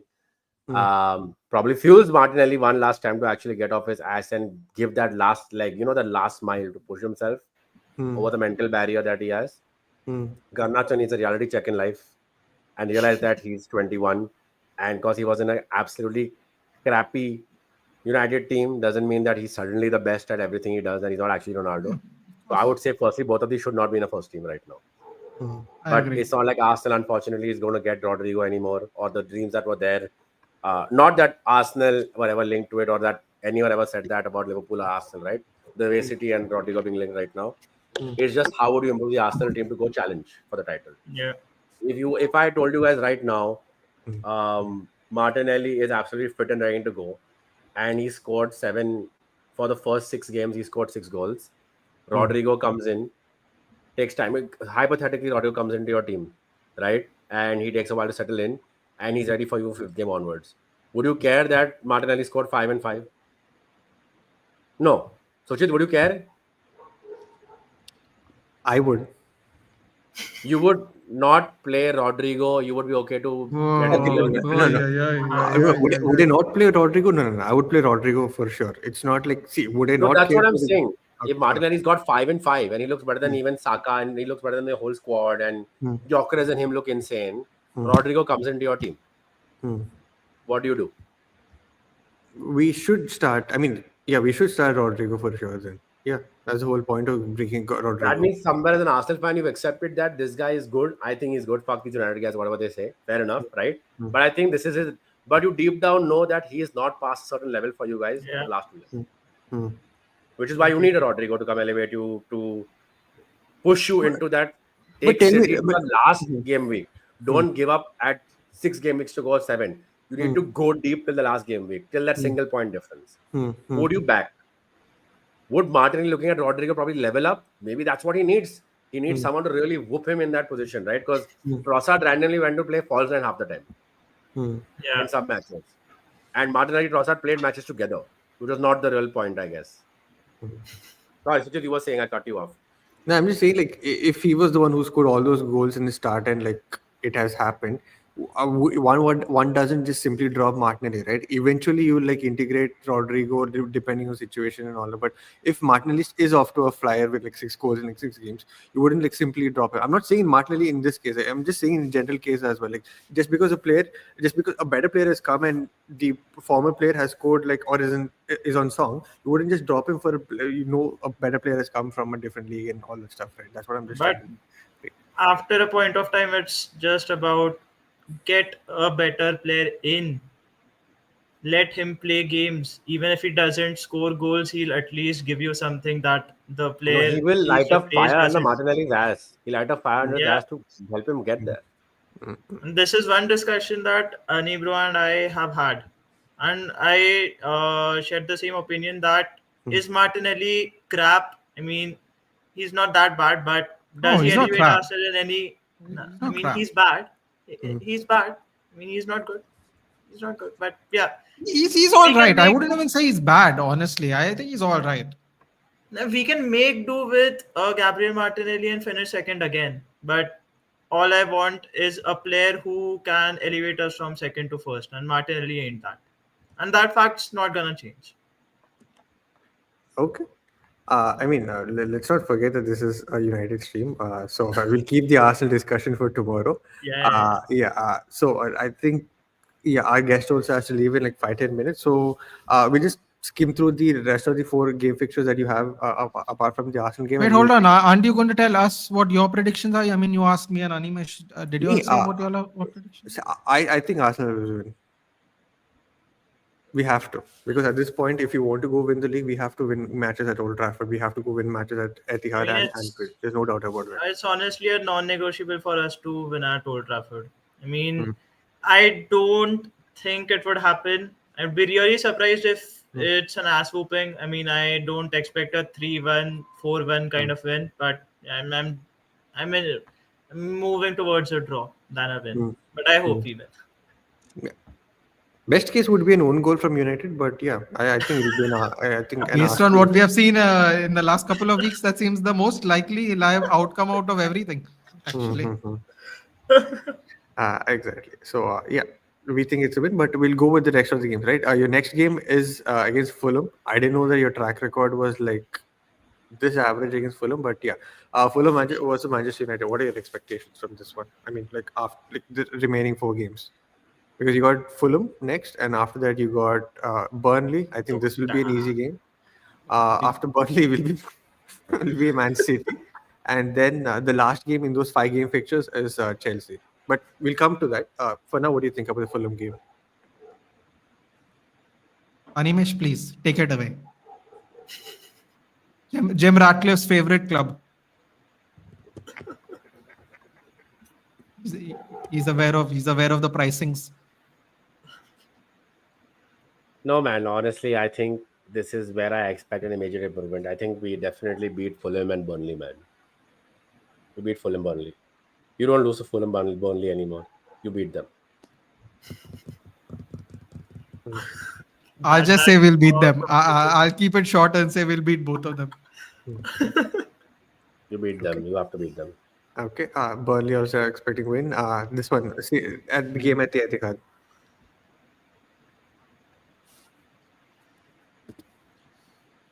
We'll start with Animesh bro this time. Animesh bro, what do you think? The problem is that every time I'm optimistic about beating City, we lose. And when I'm negative that we're going to do anything, they do well. So I'm optimistic about doing something against City. So I think we lose. But realistically, I think I know Reinders and Cherky have a different dynamism in this team. Mm. And I know that Rodrigo is not fully fit, but I think this fucker is waiting to start Rodrigo against us fully fit. I think he wants to start a He statement. said he'll miss a month, right? Exactly. He'll miss a month. He'll miss it. He'll come back only in October or something. But I don't trust this guy. I don't trust the fucker. I don't trust him. Okay. Maybe he'll do an Onana, dude. Maybe after the Yeah. Manchester derby, you'll see him in training, dude. You know, Kovacic, like the Kovacic is out till October end. That's what we know. Kovacic Hmm, also hmm, got injured, right? Mhm. hmm, hmm. But can I be honest with you? For a change, I think we get them to one. We beat them.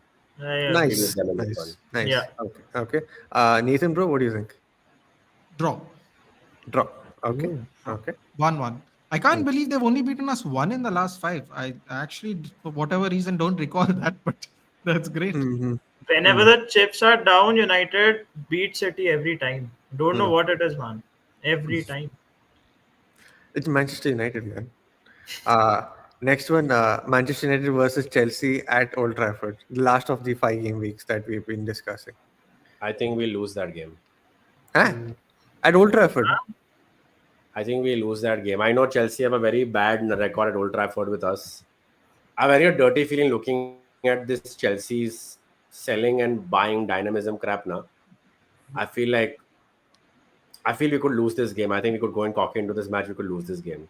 And that Jao Pedrona fucker up top against us is like I don't like the guy. Okay. I'm getting very bad vibes. I'm getting very bad vibes from that game. The only Hmm, positive I have from this is the fact that there is no Colville in this team. hmm, Hmm. I'm getting genuinely that as the I don't know. You shouldn't celebrate. I'm not celebrating it, but hmm, I believe that if they don't sort out a good centre back placement till this window ends, hmm, then we have a very good chance to I think probably take them 3-0 or 3-1. hmm. But looking at the team they have right now, minus like that Colville side, I still feel like they could shockingly beat us. I'm very worried Okay. about that match Okay. Okay. as of now. Haha. Nathan, bro, with Garnacho probably going there, what are your thoughts? Bro, who cares if Garnacho's playing, bro? Who cares? That's not going to make any I don't. difference to us. Yeah, It's go ahead, man. Like start him, whatever. we Be happy. we Go are, we are start him. going we are going to we are going to win 1-0. Hmm. And we're just, you know what I think this season is? We're just going to see a bunch of fans from the big teams just crash out this season. It's going to be so fun. Okay. Just going to watch people moan and bitch and crash out, and it's going to be. I'm there for it, dude. I'm really here for it this time. Hmm, hmm, hmm. Seriously, I'll be there. I'll be there like Parth, except for the tactical analysis. I'll just be like, haha, on all their tweets with their tears, and just haha on everyone's accounts. Like, Fair really here enough. for it this time. Yeah, yeah. Let's end it on a decent note before you guys leave. Barani has a question for you guys. Who would you recommend out of Bruno, Cunha, and Mbemba for my FPL? Bruno, Cunha, Bruno, and Bumo. Bumo, Hmm, I would not. I had Bumo in my team, but looking at the way he didn't look fully fit, I don't know if he plays 60 plus minutes in the first three matches. hmm, hmm, Bruno is on penalties. Does that randomly go to Cunha? One off, will he surprise us? You never know, but I don't think so. hmm. So I would stick with. I mean, I don't know what else is in your midfield, man. I don't know what a midfield is going to be Yeah, like. Are Barani, you with Mo depends on what your Salah? budget is, honestly.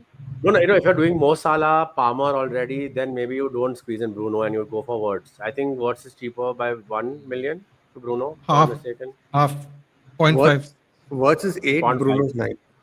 No, 9, 1. Words is 1. 8.5, no? 8.5? Okay. Probably. Yeah. Let me just It's check. 8.5.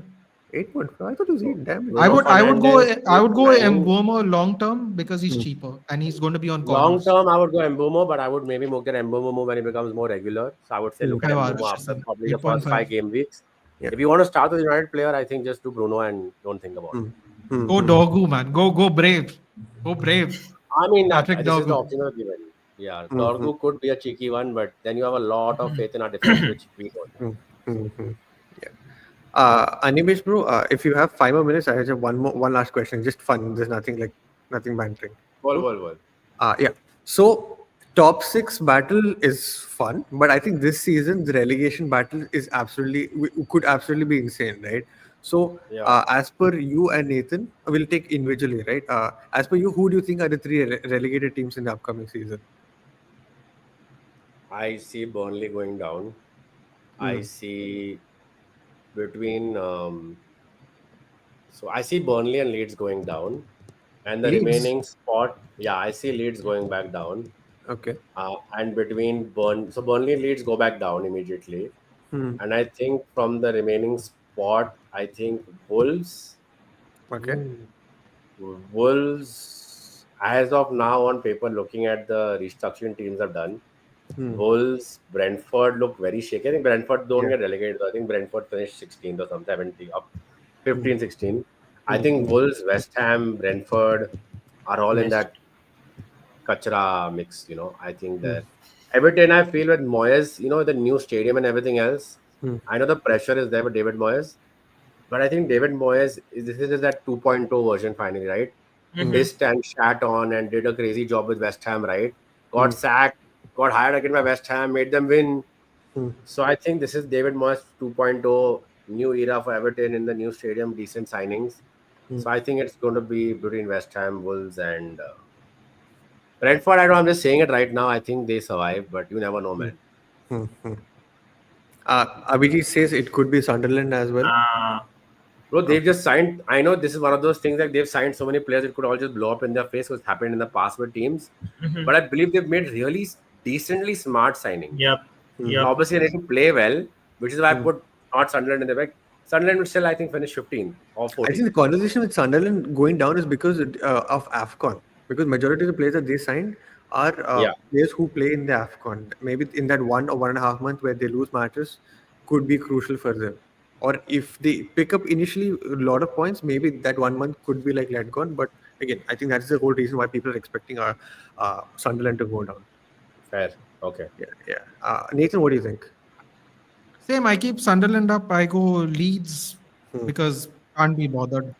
hmm, Uh, Burnley because who wants to go down the road when we're on the away trips? hmm, hmm. And honestly, I have picked Sunderland to finish 17th. I've done my season prediction already. I don't remember Oh, who I said is going down though. I know who I said is going down. It's a really going to bum me out, but I said Brentford. I have yeah. a real spot for Hmm, Brentford. I hmm, think hmm. Brentford will go down. Nobody thinks Bournemouth are in those relegation battle zone. No? Andoni Iraola. Iraola is very good. Yeah, The yeah, problem is the manager, man. I think he like just do enough to keep them decent. Like I don't think he Besides, let them go into a relegation scrap like post March. I think in March first week they're good. Hmm. yeah. besides, Mm-hmm. I think they are the only one with a Scudetto winner, right? Billing won a Scudetto. He's come back with his glory, with Oh, his medal. yeah. Billing's Philip come is back. Billing's not gone back. It actually was a loan. I thought it was a sale. Huh. Same, same. I thought it was sale, but he did come back He wore the afterwards. captain's armband when we did decently well against them in preseason. He was the Hmm. captain for the team. Hmm, hmm, hmm, All hmm. right, game. Decent. I have no agenda against Bournemouth. I'm just saying that they lost their entire backline. That was helpful for them last season, right? That Yeah. is what that was my concern. Nothing else. It's like see, Brentford lost their manager, their captain, Mbeumo, and probably Visa as well. So people are putting that the whole reason for that in the relegation zone. I'm just saying that man, they lost their entire backline due to like all people leaving. That's why. Yeah, but who knew about Hoyson, right? exactly. Oh, Who That's knew the about many thing. who many knew people, about Hoy- No, many no. I people. mean, like when he played for Bournemouth, like who thought he was Yeah. going to go to Madrid at 18? Oh yeah, they did. So At many. 18 years old? Yeah, yeah, yeah. I mean, at least the people that I have associated with, they're all said that Madrid either next season or Damn, man. after Can you that. get But those yeah. guys on for FPL so we can actually make some gains this year? Yeah. So They that sound like sharp people, yeah. those people are like hardcore Syria fans. Like they know like Syria. Like one is a Juventus fan, one is a Napoli. Not Ah. one is an Inter. So these are like proper Syria fans. They're like we are surprised that he went to Bournemouth and not straight Madrid. So when he went to Madrid in this season, they have not even Hmm. surprised. They expected him to go like either this or the next season. So yeah, maybe that's why I had my expectations like so What high. about Zabarni and Kirkez? Uh, Kurt. And they just broke out this season, man. Hmm, Milos hmm, No, they're like Kokis. they. He's Yeah. brilliant. Yeah, Iraola is bro. Glasner. Oh, I'm very nervous about Oh, Crystal Palace hmm, games. hmm. Oh no, not Palace Palace at has Sellers Park great again. squad. Yeah, Hmm, hmm. But you gotta can't deal think with that Palace. Palace has lost one too many man players now. Yeah. Now, if Bro, Eze is also how are you winning, losing to Spurs? How are you losing Eze to Spurs? I No, I'm not. mean, I'm we are actually not actually not. bantering. I'm shocked. Nah, I'm actually shocked. we're not actually losing out on SA to Spurs. It's just that our funda is that we have to sell before we go and buy SA, and we are not able to make sales at the pace we wanted to. And Spurs is Fair. just in the mix. So if we were to pursue SA would happily join us. We hmm, won't choose Spurs over us. Doesn't his I this thing mean, I mean, didn't you say the same thing expire? about Zaha? Hold on. For people who don't understand the context, Yeah. he Yeah, was I at get a it. nightclub. He was at a nightclub after a Crystal Palace season, and the Uh, DJ literally said, "Wilfred, are you going to sign for the Arsenal this season?" And he was like, with his drink up in the air, yeah. And then next thing you know, he's still back at Sellers Park playing football for the Eagles. hmm. And also, this is another reason why I think it has been stalled for now, at least. I think if Makes nothing sense. happens, then I think this could genuinely happen. But yeah, we can Yeah. keep on talking. I don't want to keep my guest waiting anymore. We've we started the stream at 1,960 subscribers, 62 subscribers. We we are about to end the stream with 1,977 subscribers. People who have not yet subscribed, thank you so much. I mean, I hope you guys are subscribed. For all the people who have subscribed during the stream, thank you so much. Great numbers overall, but before that, it has been a great conversation. I know there was a moment where I didn't want to react, but it just happened out of nature. Thank you, Nathan, for that. You are a gem Bro, for that. bro. I love Martinelli, dude. I don't know what y'all are all talking about. Like, I literally just said he's better than Noni. Like, I don't know what else y'all want from me, dude. Like, what do you want You, me to like? you, Where is you, Jersey now? I'm not gonna do that. you are not Don't going to get me farm wrong. another interaction out of me. You're not getting another. I I literally said he's better than Noni, though. You can clip it. Like, you can keep it, bro. It's gonna happen. Mark my words. Fair play. I'm just saying, I'm not going to fall for that thing again. I know you. I've seen you. I'm not going to do that. But yeah. Anyways, bro, you have been a great guest as well. Yeah. Great insight. Uh, yeah, it has been a great conversation. I'm so glad this has happened. I hope we can bring you on more often and we can have more talk and Done. banter as That's that. always. Yeah. Done. Yeah. Thank you so much. Hope you And guys hit 2000 when you wake up tomorrow morning. You're at 2000, man. I hope. hopefully. Tomorrow there's an Sure. Arsenal stream, so maybe then Sorry, also. I have to head. Huh? Bye, Yeah. guys. Bye. Take care, man. Good Yeah. night. Bye bye. Okay. Yeah, Then. listen, I'm not joking. I just want to be very clear here because then everyone will say I was trolling during this live stream. If Noni, first of all, correct me if I'm wrong, but didn't Noni play on the other side for Chelsea? So, Yeah. Isn't he like so one of those terrible versions of an inverted winger? I don't like that wrong foot, wrong side thing. I Mhm, personally don't. I like mhm, traditional wingers if you're going to play wingers. Uh, mhm, I believe he doesn't even play that side. And I mean, if he benches Saka, something's really wrong with Saka. So mhm, I don't see that He happening. was primarily bought to be a cover for Saka, but looking at our left wing position and looking at us not being able to sign our intended targets for left wing, mhm. Madueke can very well go and play on that side. Because it isn't that he hasn't played as a left winger, but yeah, he's just been utilized more as a right winger, which obviously makes more sense. Barani, frankly speaking, like no jokes, like not screwing around. He's not. He's genuinely not worth your time. Yeah, yeah. He's genuinely not. Bro, let me buy Anthony, get Sancho free is a terrible mistake, Noah. You're just better buying Anthony and letting bro. Honestly, Noah, if you're a United fan, I'm getting to the point where I just let Sancho rot. Mm, Honestly. mm, Nathan doesn't like Rafinha left wing for Barcelona. Come on, bro. I didn't even think he's going to get game time. Like people are actually Mm. in the fan base really think he's going to get game time at Barcelona. I can't see it personally. mm, Like a lot of things have to happen in order for him to get decent amount of game time. So if he does, then great for him. He's a left winger for England currently. Barani, that doesn't mean shit. mm, mm, That doesn't mean shit. Honestly, mm. this manager bought back Henderson. Are we really going to have this discussion? He bought back Henderson when we have DMs, bro. Mm. You can't take it seriously. Fair enough, man. If you think he's that good, then fair enough. But Yeah, man, Aarush has been pretty high on Madueke from the day we were linked with him. So yeah. the tactical flexibility. Look at this guy. Sorry. That he's being spoken of, bro. I'm telling you right now, if it works, great. But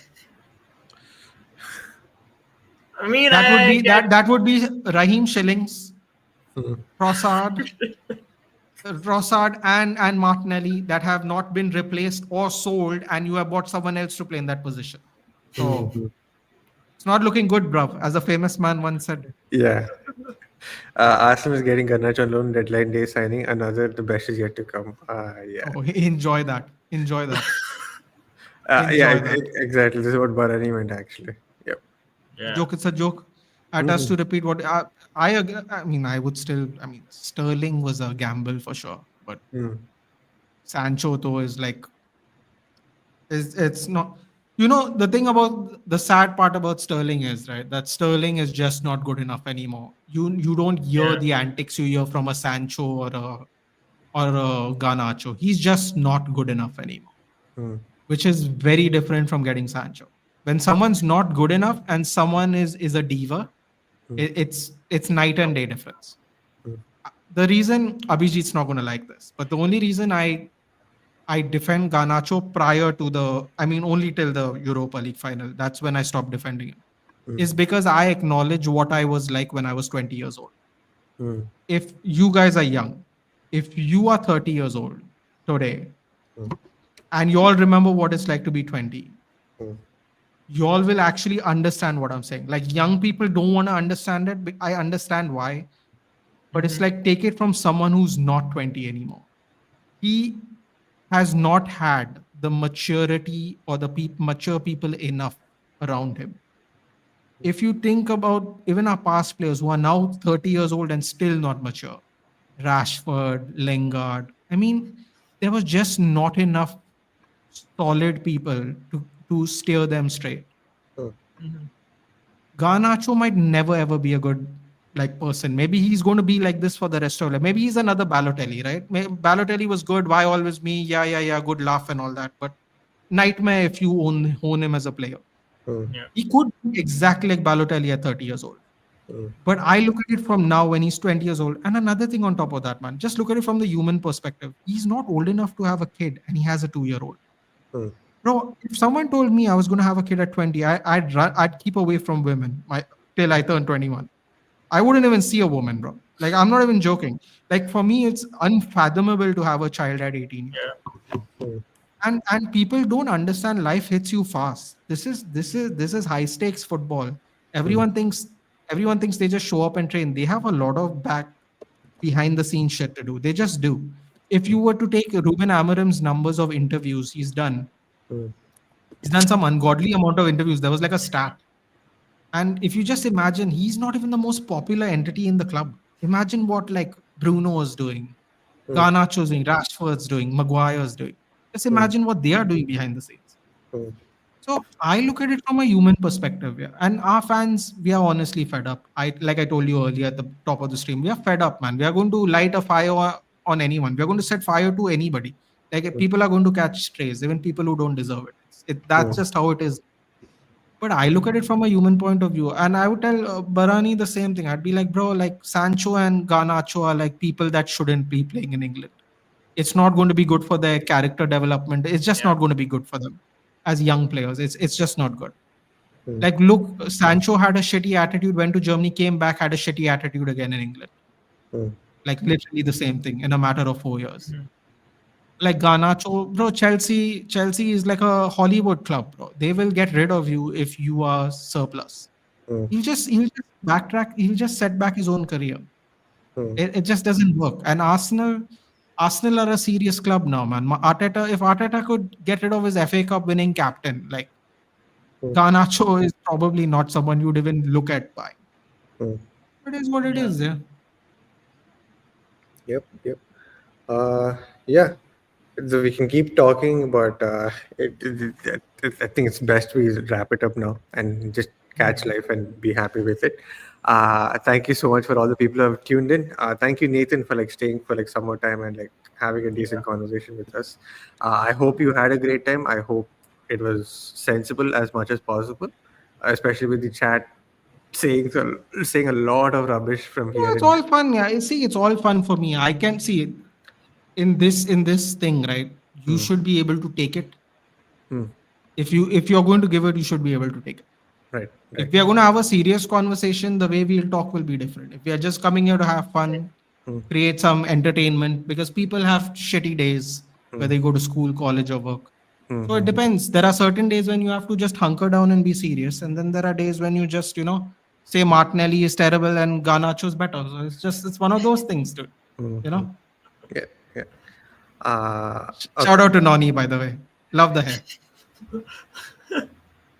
Fair enough. Okay, I'll just say a few final remarks and we'll wrap it up. Cool. Yeah. Tomorrow there will be an Arsenal stream, same at 8:45 p.m. So do tune in for that. Big content creators coming on the channel. One from Twitter and one from YouTube. I think you guys can guess it. Second thing, the whole reason why I didn't want to continue with my reaction is for the fact that I am in a public library. Uh, in my campus, I mean in the campus that I studied, that is the whole realization, because the moment I first reacted, I just saw my surrounding and I realized that okay, if the heads have turned, and that's why I have not said anything. So that's it from us. We'll try to be as regular as possible. Season starting on Friday, I might do a watch along depending the situation at home, if I can do. But yeah, stay tuned. It's a great community out there. 2,000 subscribers very soon. Maybe tomorrow we'll have to see, or maybe by the time I wake up. Till then, good morning, good evening, good night, wherever in the world. Bye bye. Take care.